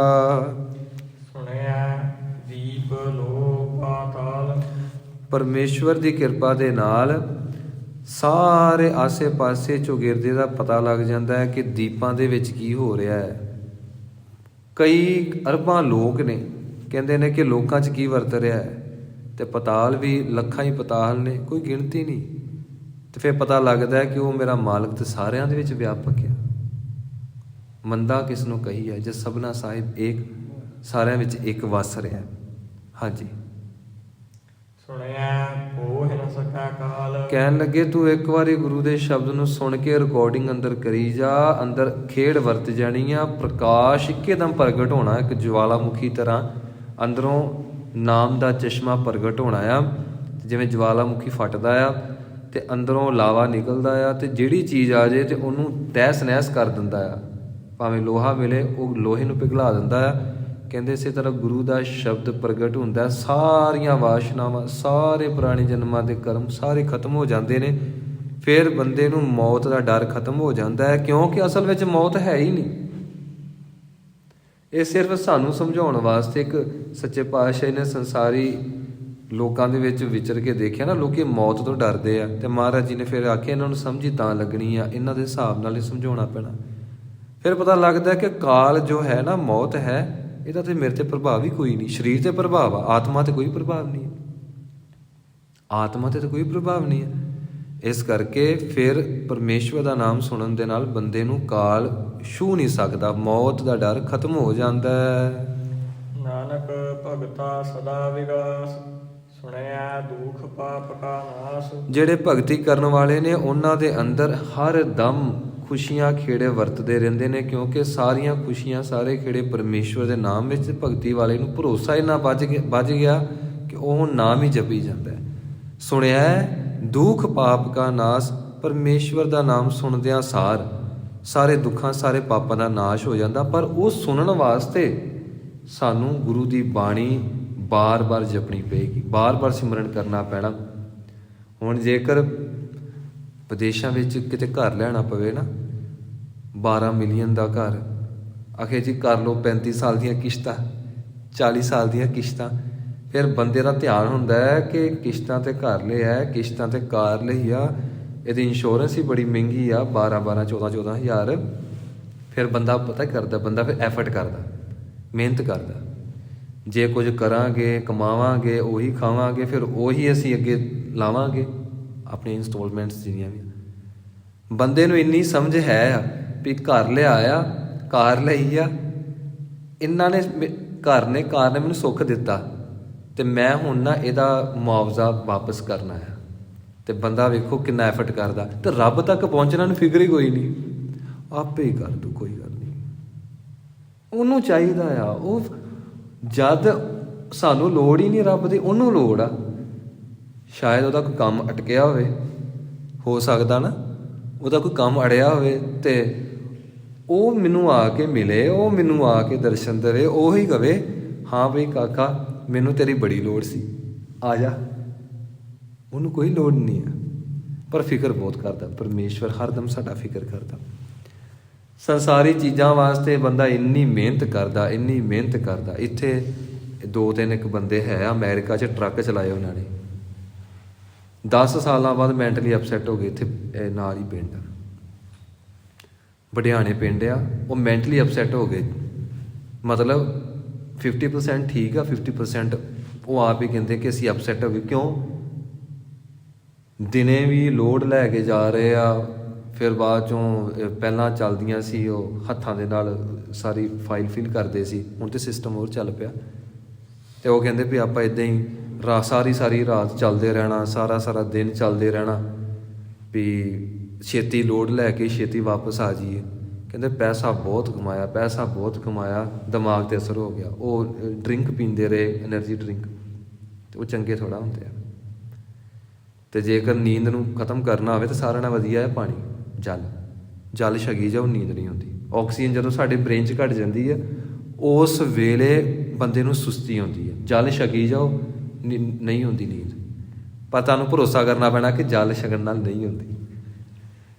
ਐਨਰਜੀ ਡਰਿੰਕ ਦੇ ਉੱਤੇ ਭਰੋਸਾ ਕਰ ਲੈਣਾ, ਇਹ ਪੀਣ ਦੇ ਨਾਲ ਬੰਦੇ ਨੂੰ ਨੀਂਦ ਨਹੀਂ ਆਉਂਦੀ, ਤਲਾਸਾ ਹੀ ਆ, ਅਤੇ ਉਹ 'ਚ ਕੈਫੀਨ ਆ। 2 ਦਿਨ ਜਗਾ ਕੇ ਉਹਨੇ ਘੱਟੋ ਘੱਟ ਉਹਨੇ 100 ਦਿਨ ਉਹਨੂੰ ਰੋਗੀ ਕਰਨਾ। ਕਿੱਡੀ ਮਾੜੀ ਚੀਜ਼ ਆ। ਕਹਿਣ ਦਾ ਅਰਥ ਇਹ ਆ ਕਿ ਬੰਦਾ ਸੰਸਾਰੀ ਤੌਰ 'ਤੇ ਇੰਨਾ ਸਿਆਣਾ ਆ, ਕਹਿੰਦਾ ਬਾਕੀ ਸਾਰੀ ਦੁਨੀਆ ਮੂਰਖ ਆ, ਅਤੇ ਜਦੋਂ ਰੱਬੀ ਘਰ ਦੀ ਗੱਲ ਆਵੇ, ਰੱਬ ਦੇ ਪਹੁੰਚਣ ਦੀ ਗੱਲ ਆਵੇ, ਉਦੋਂ ਕਹਿੰਦਾ ਆਪੇ ਹੀ ਹੋ ਜੂ, ਆਪੇ ਹੀ ਕਰ ਲੂ। ਫਿਰ ਬੰਦਾ ਇਹ ਕਿਉਂ ਨਹੀਂ ਕਹਿੰਦਾ ਕਿ ਮੇਰੀ ਕਾਰ ਖੜੀ ਆ, ਮੈਂ ਪਹੁੰਚਣਾ ਉੱਥੇ ਆ, ਮੈਂ ਰੂਮ 'ਚ ਬੈਠਾ, ਆਪੇ ਹੀ ਕਾਰ ਆਊ, ਆਪੇ ਹੀ ਦਰਵਾਜ਼ਾ ਖੁੱਲੂ, ਆਪੇ ਹੀ ਮੈਨੂੰ ਚੁੱਕ ਕੇ ਅੰਦਰ ਸੁੱਟੂ, ਆਪੇ ਹੀ ਤੁਰੂ। ਉਹਨੂੰ ਪਤਾ ਨਹੀਂ ਹੋਣਾ ਇੱਦਾਂ, ਮਿਹਨਤ ਕਰਨੀ ਪੈਣੀ। ਆਟਾ ਪਿਆ ਸਾਹਮਣੇ, ਆਪੇ ਹੀ ਰੱਬ ਆਊ, ਆਪੇ ਪਾਣੀ ਪਾਊ, ਆਪੇ ਘਸੁੰਨ ਮੁੱਕੀਆਂ ਦਊ, ਆਪੇ ਤਵਾ ਰੱਖੂ, ਆਪੇ ਗੈਸ ਬਾਲੂ, ਆਪੇ ਪ੍ਰਸ਼ਾਦ, ਆਪੇ ਚਕਲਾ ਵੇਲਣਾ ਲਿਆ ਕੇ ਘੁਮਾਊ, ਆਪੇ ਫਿਰ ਪ੍ਰਸ਼ਾਦਾ ਤਿਆਰ, ਆਪੇ ਪਲੇਟ ਫੜੂ, ਆਪੇ ਫਿਰ ਕੋਲੀਆਂ ਸਜਾ ਕੇ ਆਪੇ ਸਬਜ਼ੀ ਬਣਾਊ, ਆਪੇ ਹੀ ਪਾਊ, ਫਿਰ ਆ ਕੇ ਮੇਰੇ ਮੂੰਹ 'ਚ ਬੁਰਕੀਆਂ ਪਾਊ। ਬੰਦੇ ਨੂੰ ਇਹ ਬਤਾਇਆ ਕਿ ਇੱਦਾਂ ਦਾ ਕੁਛ ਨਹੀਂ ਹੋਣਾ। ਬ੍ਰਹਮ ਗਿਆਨੀਆਂ ਦੇ ਤੇ ਹੋ ਜਾਂਦਾ ਹੈ, ਬ੍ਰਹਮ ਗਿਆਨੀਆਂ ਦੇ ਹੋ ਜਾਂਦਾ ਹੈ। ਪਰ ਬ੍ਰਹਮ ਗਿਆਨੀ ਨੂੰ ਜੇ ਪਤਾ ਲੱਗ ਜਾਂਦਾ ਵੀ ਇੱਦਾਂ ਹੁੰਦਾ ਆ, ਫਿਰ ਉਹ ਰੱਬ ਨੂੰ ਕਸ਼ਟ ਹੀ ਨਹੀਂ ਦਿੰਦਾ। ਉਹ ਕਹਿੰਦਾ ਕੋਈ ਗੱਲ ਨਹੀਂ। ਪਰ ਬੰਦਾ ਜਿਹੜਾ, ਅਸੀਂ ਚਲਾਕ ਹਾਂ, ਅਸੀਂ ਬਹੁਤ ਜ਼ਿਆਦਾ ਚਲਾਕ ਹਾਂ। ਅਸੀਂ ਰੱਬ ਨੂੰ ਐਂ ਸਮਝ ਲਿਆ, ਅੱਛਾ ਧੰਨੇ ਦੀਆਂ ਗਾਵਾਂ ਮੱਝਾਂ ਚਾ ਰਹੀਆਂ ਸੀ ਅਤੇ ਅਸੀਂ ਮਾੜੇ ਆ, ਅਸੀਂ ਕਿਹੜੀ ਗਾਵਾਂ ਮੱਝਾਂ ਚਰਾਉਣੀਆਂ ਆ। ਆਪਾਂ ਤਾਂ ਬਸ ਮਾਇਆ ਤਾਂ ਆਈ, ਅਸੀਂ ਮੰਗਣੀ ਆ, ਹੋਰ ਤਾਂ ਕੁਛ ਨਹੀਂ ਮੰਗਣਾ। ਵੀ ਜੇ ਉਹ ਦੇਖੋ, ਜੇ ਰੱਬ ਪੱਥਰ 'ਚ ਪ੍ਰਗਟ ਹੋ ਗਿਆ, ਉਹ ਮਿਲ ਜਾਂਦਾ ਹੁੰਦਾ, ਰੱਬ ਆਪ ਹੀ ਮਿਲ ਜਾਂਦਾ। ਉਹਨੂੰ ਪੱਥਰ 'ਚ ਮਿਲ ਗਿਆ, ਆਪਾਂ ਨੂੰ ਵੀ ਮਿਲ ਜਾਣਾ। ਉਹਦੀ ਪੁਰਾਣੀ ਭਗਤੀ ਕਿੰਨੀ ਸੀ। ਬਾਅਦ 'ਚ ਵੀ ਅਗਲੇ ਨੇ 10 ਦਿਨ ਪ੍ਰਸ਼ਾਦਾ ਨਹੀਂ ਛਕਿਆ, ਤੂੰ ਆਏਗਾ ਠਾਕਰਾ ਅਤੇ ਫਿਰ ਛਕਾਂਗੇ। ਅਤੇ ਅਸੀਂ ਕਹਿੰਦੇ ਹਾਂ ਇਹ ਠੰਡ ਬੜੀ ਆ, ਰਜਾਈ 'ਚ ਬੈਠੇ ਹੋਏ ਆ ਅਤੇ ਗਰਮ ਗਰਮ ਦੁੱਧ ਫੜਿਆ ਆ ਅਤੇ ਪੀ ਜਾਂਦੇ ਹਾਂ। ਅਤੇ ਫਿਰ ਅਸੀਂ ਕਹਿੰਦੇ ਹਾਂ ਸੌਣ ਲੱਗੇ ਹਾਂ, ਰੱਬਾ ਜੇ ਤੈਨੂੰ ਲੋੜ ਹੋਈ ਤੇ ਆ ਜੀ, ਨੇ ਤਾਂ ਕੋਈ ਗੱਲ ਨਹੀਂ ਹੈਗੀ, ਯਾਰ ਨਹੀਂ ਸੁੱਤੇ ਹੀ। ਸੋ ਕਹਿਣ ਦਾ ਅਰਥ ਇਹ ਆ, ਬੰਦਾ ਰੱਬ ਨੂੰ ਮਿਲਣ ਵਾਸਤੇ ਸੋਚਦਾ ਵੀ ਨਹੀਂ। ਸੋਚਣ ਤੋਂ ਬਾਅਦ ਹੁੰਦਾ ਆ ਹੱਥ ਪੈਰ ਹਿਲਾਉਣੇ, ਫੇਰ ਹੁੰਦਾ ਆ ਉਹਦੇ ਵਾਸਤੇ ਕਦਮ ਪੁੱਟਣਾ, ਫੇਰ ਹੁੰਦਾ ਆ ਰਸਤੇ ਵਾਸਤੇ ਸਮਾਨ ਇਕੱਠਾ ਕਰਨਾ, ਫਿਰ ਹੁੰਦਾ ਚੱਲਣਾ, ਫਿਰ ਹੁੰਦਾ ਪੜਾਅ, ਫਿਰ ਹੁੰਦਾ ਉੱਥੇ ਜਾ ਕੇ ਆਸੇ ਪਾਸੇ ਦੇ ਮੌਸਮ ਨੂੰ ਦੇਖ ਕੇ ਰੁਕਾਵਟਾਂ ਨੂੰ ਹੱਲ ਕਰਨਾ। ਫਿਰ ਅਖੀਰ ਤੇ ਕਰਮਖੰਡ ਤੱਕ ਜਾਂਦਿਆਂ ਫਿਰ ਬਾਹਾਂ ਖੜੀਆਂ ਹੋ ਜਾਂਦੀਆਂ। ਉਹਦੇ ਅੱਗੇ ਫਿਰ ਭਗਤੀ ਨਹੀਂ ਜਾਂਦੀ, ਉੱਥੇ ਫਿਰ ਗੁਰੂ ਨੂੰ ਫਿਰ ਆਵਾਜ਼ਾਂ ਵੱਜਦੀਆਂ। ਸਿਰਫ ਬੰਦੇ ਨੇ ਤਾਂ ਖਿਆਲ ਵੀ ਨਹੀਂ ਕੀਤਾ, ਸੋਚਿਆ ਵੀ ਨਹੀਂ, ਤੇ ਕਹਿੰਦਾ ਆਪੇ ਮਿਲ ਜੂ, ਕੋਈ ਗੱਲ ਨਹੀਂ, ਹੋਏਗੀ ਲੋੜ ਤੇ ਆ ਜਾਏਗਾ, ਨਹੀਂ ਤੇ ਆਪਾਂ ਨੂੰ ਕਾਹਦੀ ਲੋੜ ਆ। ਤੇ ਸ਼ਿਕਵੇ ਬਾਅਦ ਸਭ ਤੋਂ ਰੱਬ ਨੂੰ ਹੀ ਦੇਣੇ। ਤੇ ਸੱਚੇ ਪਾਤਸ਼ਾਹ ਜੀ ਕਹਿੰਦੇ ਨੇ ਕਿ ਜਿਸ ਵੇਲੇ ਤੈਨੂੰ ਸੁਣਨ ਦੀ ਕਲਾ ਆ ਗਈ, ਅੰਦਰੋਂ ਤੈਨੂੰ ਪਤਾ ਲੱਗ ਗਿਆ, ਫਿਰ ਤੇਰੇ ਅੰਦਰ ਖੁਸ਼ੀਆਂ ਰਹਿਣੀਆਂ, ਖੇੜੇ ਰਹਿਣੇ ਆ। ਉਹ ਤੇ ਹਰਦਮ ਖਿੜਿਆ ਹੋਇਆ ਆ। ਮੌਤ ਸਾਡੀ ਹੁੰਦੀ ਨਹੀਂ, ਸਾਨੂੰ ਕੋਈ ਵੀ ਸ਼ਬਦ ਹਾਨੀ ਨਹੀਂ ਪਹੁੰਚਾ ਸਕਦਾ। ਕਿਸੇ ਨੇ ਸਾਨੂੰ ਗਲਤ ਸ਼ਬਦ ਕਹਿ ਵੀ ਦਿੱਤਾ, ਗੁੱਸੇ 'ਚ ਕਹਿ ਤਾ, ਅਤੇ ਜੇ ਤਾਂ ਬੰਦਾ ਕੱਚਾ ਹੋਏਗਾ ਉਹਨੂੰ ਗੁੱਸਾ ਆਏਗਾ। ਜਿਹੜਾ ਬੰਦਾ ਸ਼ਾਂਤ ਆ, ਉਹਨੇ ਵੇਖਣਾ ਕਿ ਇਹਨੇ ਮਨ ਮੱਤ ਦੇ ਵਿੱਚੋਂ ਇਹ ਮੈਨੂੰ ਗਾਲ ਕੱਢੀ, ਕਿਹਨੂੰ ਕੱਢੀ? ਸਰੀਰ ਨੂੰ। ਮੈਨੂੰ ਤਾਂ ਪਹੁੰਚੀ ਨਹੀਂ ਗਾਲ, ਅਸੀਂ ਕੈਚ ਹੀ ਨਹੀਂ ਕੀਤੀ ਗਾਲ, ਹੈ ਨਾ, ਕੈਚ ਹੀ ਨਹੀਂ ਕੀਤੀ। ਪਰ ਇਹ ਗੱਲ ਇਹ ਵੀ ਆ, ਸਾਨੂੰ ਕੋਈ ਗਾਲ ਕੱਢਦੇ ਨਾ, ਅਸੀਂ ਅਗਲੇ ਨੂੰ ਮਾਰਨ ਤੱਕ ਜਾਂਦੇ ਹਾਂ, ਕਿਉਂਕਿ ਅੰਦਰ ਗਾਲਾਂ ਭਰੀਆਂ ਪਈਆਂ। ਅਤੇ ਅਸੀਂ ਦੇਖੋ ਅਸਰ ਕਿੰਨੀ ਛੇਤੀ ਹੋਇਆ, ਗਾਲ ਸੁਣੀ ਅਤੇ ਨਾਲ ਹੀ ਇੰਸਟੈਂਟ ਜਿਵੇਂ ਐਨਰਜੀ ਆ ਜਾਂਦੀ ਹੈ ਨਾ, ਉਹ ਉਸੇ ਤਰ੍ਹਾਂ ਇੰਸਟੈਂਟ ਰਿਐਕਸ਼ਨ, ਐਕਸ਼ਨ ਦਾ ਰਿਐਕਸ਼ਨ। ਅਤੇ ਇਹਦਾ ਮਤਲਬ ਬਾਹਰ ਦੀ ਗਾਲ ਬੜੀ ਕੀਮਤੀ ਹੈ, ਜਿਹਨੇ ਅੰਦਰ ਇੰਨਾ ਅਸਰ ਕੀਤਾ। ਅਤੇ ਮਹਾਰਾਜ ਦੀ ਬਾਣੀ ਅੰਦਰ ਅਸਰ ਹੀ ਨਹੀਂ ਕਰ ਰਹੀ। ਇਹਦਾ ਮਤਲਬ ਇਹ ਆ ਕਿ ਅੰਦਰ ਬਾਣੀ ਘੱਟ ਹੈ। ਅੰਦਰ ਬਾਣੀ ਜੇ ਹੁੰਦੀ, ਇੱਕ ਪੰਕਤੀ ਅਸੀਂ ਸੁਣਨੀ ਸੀ ਅਤੇ ਅੰਦਰ ਬਾਣੀ ਦਾ ਦਰਿਆ ਹੀ ਵਗਣਾ ਸ਼ੁਰੂ ਹੋ ਜਾਣਾ, ਪ੍ਰਵਾਹ ਵਗਣਾ ਸ਼ੁਰੂ ਹੋ ਜਾਣਾ। ਮਹਾਰਾਜ ਜੀ ਕਹਿੰਦੇ ਨੇ ਅੰਦਰ ਐਨ ਖੁਸ਼ੀਆਂ ਖੇੜੇ ਰਹਿੰਦੇ ਉਸ ਭਗਤ ਦੇ ਅੰਦਰ, ਜਿਹੜਾ ਭਗਤੀ ਦੇ ਵਿੱਚ ਜੁੜਿਆ ਹੋਇਆ। ਬੜੀ ਖੇੜ ਵਰਤੀ ਜਾਂਦੀ ਆ, ਕਿਸੇ ਪ੍ਰਕਾਰ ਦਾ ਕੋਈ ਦੁੱਖ, ਕਿਉਂਕਿ ਸਰੀਰ ਨਾਲ ਜੁੜੇ ਹੋਣ ਦੇ ਨਾਲ ਹੀ ਸਾਰੇ ਦੁੱਖ ਵਿਆਪਦੇ ਆ। ਸਰੀਰ ਨਾਲੋਂ ਜਦ ਅਲੱਗਾ ਹੋ ਗਏ ਫਿਰ ਕੁਝ ਨਹੀਂ ਵਿਆਪਦਾ। ਹੁਣ ਆਹ ਕੰਧਾਂ ਦੇ ਉੱਤੇ ਕੋਈ ਥੋੜਾ ਮਾਰੀ ਜਾਏ, ਅਸੀਂ ਕਮਰੇ 'ਚ ਬੈਠੇ ਹੋਏ ਹਾਂ ਅਤੇ ਅਸੀਂ ਕਹੀਏ ਉਹ ਤੋੜਦੀ ਮੇਰੀ ਕੂਹਣੀ, ਉਹ ਤੋੜਦਾ ਮੇਰਾ ਗੋਡਾ, ਉਹਨੇ ਕਹਿਣਾ ਤੇ ਭਾਈ ਤੇਰੀ ਕੰਧ ਨੂੰ ਮਾਰੀ ਸੀ ਥੋੜੀ, ਇਹ ਕੰਧਾਂ ਨੂੰ ਥੋੜੀ ਮਾਰੀ, ਤੈਨੂੰ ਫੜਾ ਮਾਰੀ। ਇਸੇ ਤਰ੍ਹਾਂ ਸਰੀਰ ਇੱਕ ਕਮਰਾ ਹੀ ਆ, ਅਸੀਂ ਅੰਦਰ ਬੈਠੇ, ਸਾਨੂੰ ਕੁਝ ਨਹੀਂ ਹੁੰਦਾ, ਪਰ ਅਸੀਂ ਉੱਥੇ ਤੱਕ ਪਹੁੰਚੇ ਨਹੀਂ। ਇਸ ਕਰਕੇ ਸਾਨੂੰ ਲੱਗਦਾ ਇਹ ਜਿਹੜਾ ਕਮਰਾ ਆ ਨਾ, ਹੁਣ ਕੋਈ ਕਵੇ ਜੀ ਤੁਸੀਂ ਕਿੱਥੇ ਹੋ, ਅਸੀਂ ਕਹਿਣਾ ਵੀ ਅਸੀਂ ਇੱਥੇ ਹਾਂ। ਤੁਹਾਡਾ ਨਾਂ ਕੀ? ਕਮਰਾ। ਕਮਰਾ ਕਮਰਾ ਸਾਨੂੰ ਇੰਨੀ ਸਮਝ ਆ ਵੀ ਕਮਰਾ ਅਸੀਂ ਨਹੀਂ ਆ, ਅਸੀਂ ਕਮਰੇ ਦੇ ਵਿੱਚ ਹਾਂ। ਪਰ ਅਸੀਂ ਦੁਨਿਆਵੀ ਪੱਧਰ ਦੇ ਉੱਤੇ ਬੜੇ ਸਿਆਣੇ ਆ, ਅਤੇ ਦੂਸਰੇ ਰੂਹਾਨੀ ਪੱਧਰ ਜਾਣ ਕੇ ਅਸੀਂ ਮੂਰਖ ਬਣਦੇ ਹਾਂ। ਬਾਣੀ ਕਹਿੰਦੀ ਜਾਨ ਅਜਾਨ ਭਏ ਹਮ ਬਾਵਰ, ਜਾਣ ਬੁੱਝ ਕੇ ਅਸੀਂ ਬਾਵਰੇ ਬਣਦੇ ਹੈ ਨਹੀਂ, ਹੈ ਚਲਾਕ ਆ। ਚਤੁਰਾਈ ਨਾਲ ਚਤੁਰਭੁਜ ਪਾਈਏ। ਮਹਾਰਾਜ ਕਹਿੰਦੇ ਨਹੀਂ, ਚਤੁਰਾਈਆਂ ਨਾਲ ਨਹੀਂ ਮਿਲਦਾ। ਅੱਗੇ ਮਹਾਰਾਜ ਜੀ ਦੀ ਆਪਾਂ ਪੌੜੀ ਕਰਕੇ ਫਿਰ ਸਮਾਪਤੀ ਕਰੀਏ। ਹਾਂਜੀ। ਸੁਣਿਆ ਈਸਰ ਬਰਮਾ ਇੰਦ, ਸੁਣਿਆ ਮੁਖ ਸਾਲਾਹਣ ਮੰਦ। ਪਰਮੇਸ਼ਵਰ ਵੱਖ-ਵੱਖ ਰੂਪਾਂ ਦੇ ਵਿੱਚ, ਜਿਵੇਂ ਲੋਕ ਜਾਣਦੇ ਸੀ ਕਿ ਉਹ ਬ੍ਰਹਮਾ ਵਿਸ਼ਨੂੰ ਮਹੇਸ਼ ਦੇ ਰੂਪ ਵਿੱਚ ਬਿਰਾਜਮਾਨ ਆ, ਉਹੀ ਸਾਰਾ ਕੁਝ ਕਰਦੇ ਆ। ਪਰ ਮਹਾਰਾਜ ਜੀ ਨੇ ਕਿਹਾ ਇੱਕ ਓਂਕਾਰ, ਉਹ ਇੱਕ ਆ, ਬਾਕੀ ਸਾਰੇ ਇੰਪਲੋਈ ਆ, ਉਹਦੇ ਡਿਊਟੀਆਂ ਦਿੱਤੀਆਂ ਹੋਈਆਂ। ਚੱਲ ਕਾਕਾ ਤੂੰ ਇਹ ਕਰ ਲਾ, ਚੱਲ ਤੂੰ ਇਹ ਕਰ ਲਾ। ਮਹਾਰਾਜ ਜੀ ਕਹਿੰਦੇ ਨੇ ਜਦੋਂ ਤੈਨੂੰ ਅੰਦਰੋਂ ਪਰਮੇਸ਼ਵਰ ਦਾ ਨਾਮ ਸੁਣਿਆ ਤੇ ਫਿਰ ਕਹਿੰਦੇ ਨੇ ਕਿ ਜੋ ਸ਼ਿਵ ਜੀ ਭਗਵਾਨ ਨੇ ਕਲਪਾਂ ਤੱਕ ਸਮਾਧੀ ਲਾ ਕੇ ਸ਼ਕਤੀ ਅਰਜਿਤ ਕੀਤੀ, ਤੈਨੂੰ ਸੁਤੇ ਸਿੱਧ ਮਿਲ ਜਾਣੀ ਹੈ। ਜੋ ਬ੍ਰਹਮਾ ਦੇ ਕੋਲ ਤਾਕਤ ਆ, ਬ੍ਰਹਮ ਅਸਤਰ ਦਾ ਕਹਿੰਦੇ ਤੋੜ ਕੋਈ ਨਹੀਂ। ਬ੍ਰਹਮ ਅਸਤਰ ਸਾਰੀ ਸ਼ਕਤੀ ਤੇਰੇ ਕੋਲ ਆ ਜਾਣੀ ਹੈ ਬ੍ਰਹਮਾ ਦੀ। ਇੰਦਰ ਦੇਵਤੇ ਦੇ ਕੋਲ ਕਹਿੰਦੇ ਨੇ ਇੰਦਰ ਦਾ ਰਾਜ ਭਾਗ ਆ, ਕਹਿੰਦੇ ਨੇ ਤੈਨੂੰ ਉਹ ਸਾਰੀਆਂ ਸ਼ਕਤੀਆਂ ਸੁਤੇ ਸਿੱਧ ਮਿਲ ਜਾਣੀਆਂ, ਪਰ ਤੈਨੂੰ ਸੁਣਨਾ ਪੈਣਾ, ਤੇ ਸੁਣਨ ਵਾਸਤੇ ਇਕਾਗਰਤਾ ਬਹੁਤ ਚਾਹੀਦੀ ਹੈ। ਫਿਰ ਕਹਿੰਦੇ ਨੇ ਜਦੋਂ ਬਖਸ਼ਿਸ਼ ਹੁੰਦੀ ਹੈ ਨਾ, ਸੁਣਿਆ ਮੁਖ ਸਾਲਾਹਣ ਮੰਦ, ਇਹਨੂੰ ਮੰਦ ਕਹਿਣਾ। ਮੰਦ, ਜੇ ਮੰਦ ਕਵਾਂਗੇ ਨਾ ਧੱਦਾ ਪੈ ਜਾਏਗਾ, ਉਹਦਾ ਅਰਥ ਹੋਰ, ਇਹਦਾ ਅਰਥ ਹੋਰ।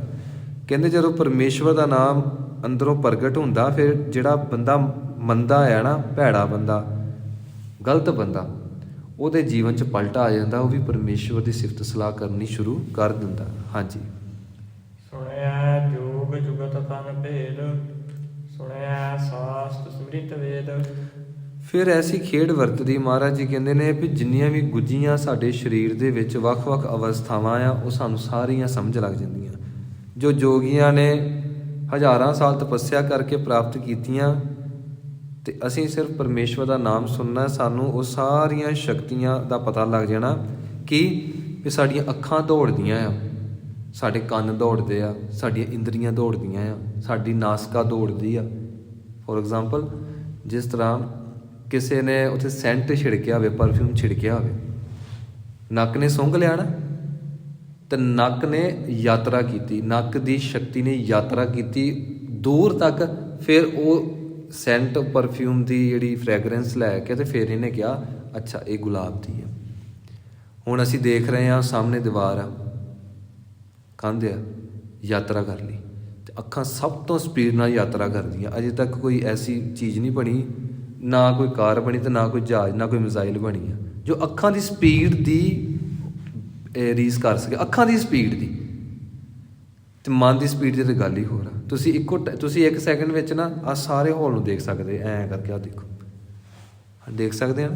ਤੇ ਮਹਾਰਾਜ ਕਹਿੰਦੇ ਨੇ ਕਿ ਫਿਰ ਸਾਨੂੰ ਪਤਾ ਲੱਗਦਾ ਵੀ ਅਸੀਂ ਦੌੜਦੇ ਆ, ਸਾਡੀ ਕੱਲੀ ਇੰਦਰੀ ਦੌੜਦੀ ਆ। ਤੇ ਇਹ ਸਾਰੀ ਦੌੜ ਭੱਜ ਕਿਵੇਂ ਹੁੰਦੀ? ਵਿਕਾਰਾਂ ਦੇ ਨਾਲ। ਕਹਿੰਦੇ ਫਿਰ ਸਾਰੀਆਂ ਯੋਗ ਦੀਆਂ ਜੁਗਤੀਆਂ, ਸਰੀਰ ਦੇ ਭੇਦਾਂ ਦਾ ਪਤਾ ਲੱਗ ਜਾਂਦਾ। ਸੁਣਿਆ ਸਾਸਤ ਸਿਮਰਿਤ ਵੇਦ, ਇਹਨੂੰ ਸਿਮਰਿਤ ਨਹੀਂ ਕਹਿਣਾ, ਸਿਮਰਿਤ, ਮ੍ਰਿਤ, ਇਹਨੂੰ ਮਿਰਤ ਵੀ ਨਹੀਂ ਕਹਿਣਾ, ਸਿਮਰਿਤ ਵੀ ਨਹੀਂ ਕਹਿਣਾ, ਸਿਮਰਿਤ, ਮੰਮੇ ਦੇ ਪੈਰ 'ਚ ਰਾਰਾ ਅੱਧਾ। ਸ਼ਾਸਤਰਾਂ ਦੇ ਵਿੱਚ ਕਿਹੜਾ ਗਿਆਨ ਆ, ਸਿਮਰਤੀਆਂ ਦੇ ਵਿੱਚ ਕਿਹੜਾ ਗਿਆਨ ਆ, ਵੇਦਾਂ ਦੇ ਵਿੱਚ ਕਿਹੜਾ ਗਿਆਨ ਆ। ਭਾਵੇਂ ਕੋਈ ਬੰਦਾ ਅਨਪੜ੍ਹ ਹੀ ਹੋਵੇ, ਪੜ੍ਹਿਆ ਲਿਖਿਆ ਨਾ ਵੀ ਹੋਵੇ, ਭਾਸ਼ਾ ਆਉਂਦੀ ਵੀ ਨਾ ਹੋਵੇ, ਤੇ ਜਦੋਂ ਅੰਦਰੋਂ ਨਾਮ ਦੀ ਸਰੋਤ ਪ੍ਰਗਟ ਹੋ ਜਾਂਦੀ ਆ, ਨਾਮ ਦਾ ਪ੍ਰਕਾਸ਼ ਪ੍ਰਗਟ ਹੋ ਜਾਂਦਾ, ਉਹਨੂੰ ਸਾਰੀਆਂ ਭਾਸ਼ਾਵਾਂ ਆ ਜਾਂਦੀਆਂ। ਵੇਦਾਂ, ਸ਼ਾਸਤਰਾਂ, ਸਿਮਰਤੀਆਂ ਦਾ ਸਾਰਾ ਗਿਆਨ ਉਹਨੂੰ ਅੰਦਰੋਂ ਹੀ ਪ੍ਰਗਟ ਹੋ ਜਾਂਦਾ, ਜਿਹਦੀ ਮਰਜ਼ੀ ਵਿਆਖਿਆ ਕਰ ਸਕਦਾ। ਹਾਂਜੀ। ਨਾਨਕ ਭਗਤਾ ਸਦਾ ਵਿਗਾਸ, ਸੁਣਿਆ ਦੁਖ ਪਾਪ ਕਾ ਨਾਸ। ਕਹਿਣ ਲੱਗੇ ਨਾਨਕ ਭਗਤਾ ਸਦਾ ਵਿਗਾਸ, ਇਸ ਕਰਕੇ ਭਗਤਾਂ ਦੇ ਅੰਦਰ ਹਮੇਸ਼ਾ ਖੁਸ਼ੀ ਦਾ ਮਾਹੌਲ ਬਣਿਆ ਰਹਿੰਦਾ ਆ, ਹਮੇਸ਼ਾ ਖਿੜਾਓ ਬਣਿਆ ਰਹਿੰਦਾ। ਸੁਣਿਆ ਦੁੱਖ ਪਾਪ ਕਾ ਨਾਸ, ਪਰਮੇਸ਼ਵਰ ਦੀ ਸਿਫਤ ਸਲਾਹ ਸੁਣਦਿਆਂ ਸਾਰ ਹੀ ਸਾਰੇ ਦੁੱਖਾਂ ਪਾਪਾਂ ਦਾ ਨਾਸ਼ ਹੋ ਜਾਂਦਾ। ਹੁਣ ਪਰਮੇਸ਼ਵਰ ਦਾ ਨਾਮ ਜਦੋਂ ਅਸੀਂ ਲੈਂਦੇ ਹਾਂ ਤੇ ਲੈਂਦਿਆਂ ਸਾਰੀ ਕੀ ਹੁੰਦਾ ਆ, ਅਸੀਂ ਪਰਮੇਸ਼ਵਰ ਨਾਲ ਜੁੜ ਗਏ, ਤੇ ਪਰਮੇਸ਼ਵਰ ਕੋਲ ਜਿੰਨੀ ਤਾਕਤ ਉਹ ਸਾਰੀ ਸਾਡੇ ਅੰਦਰ ਪ੍ਰਗਟ ਹੋ ਜਾਂਦੀ। ਤੇ ਪਰਮੇਸ਼ਵਰ ਦੀ ਤਾਕਤ ਅੱਗੇ ਮਾਇਆ ਦੀ ਕੋਈ ਤਾਕਤ ਨਹੀਂ। ਤੇ ਮਾਇਆ ਵਿੱਚੋਂ ਹੀ 3 ਗੁਣ ਪੈਦਾ ਹੋਏ, 3 ਗੁਣਾਂ ਵਿੱਚੋਂ ਵਿਕਾਰ ਪੈਦਾ ਹੋਏ। ਜਦ ਮਾਇਆ ਹੀ ਖਤਮ ਹੋ ਗਈ ਤੇ ਫਿਰ ਬਾਕੀ ਰਹਿ ਕੀ ਗਿਆ? ਬਾਕੀ ਦੀ ਆਪਾਂ ਵਿਚਾਰ ਕੱਲ੍ਹ ਕਰਾਂਗੇ। ਅੱਜ ਜ਼ਿਆਦਾ ਵਿਸਥਾਰ 'ਚ ਚਲੇ ਗਏ, ਕੱਲ੍ਹ ਤੋਂ ਆਪਾਂ ਇੰਨੇ ਵਿਸਥਾਰ ਵਿੱਚ ਨਹੀਂ ਜਾਵਾਂਗੇ। ਇਹ ਗੁਰੂ ਮਹਾਰਾਜ ਜੀ ਆਪ ਹੀ ਵਰਤਦੇ ਆ। ਸੱਚੇ ਪਾਤਸ਼ਾਹ ਜੀ ਦਾ ਧੰਨਵਾਦ। ਮਹਾਰਾਜ ਜੀ ਕਿਰਪਾ ਵਰਤਾ ਰਹੇ ਆ ਜੀ। ਆਓ ਅੰਤਲੀਆਂ ਪੰਕਤੀਆਂ ਪੜ੍ਹਦੇ ਹੋਏ ਸਮਾਪਤੀ ਕਰਨ ਦਾ ਯਤਨ ਕਰੀਏ। ਭੁੱਲਾਂ ਚੁੱਕਾਂ ਦੀ ਖਿਮਾ ਜੀ। ਨਾਨਕ ਭਗਤਾ ਸਦਾ ਵਿਗਾਸ, ਸੁਣਿਐ ਦੁਖ ਪਾਪ ਕਾ ਨਾਸ। ਵਾਹਿਗੁਰੂ ਜੀ ਕਾ ਖਾਲਸਾ, ਵਾਹਿਗੁਰੂ ਜੀ ਕੀ ਫਤਿਹ।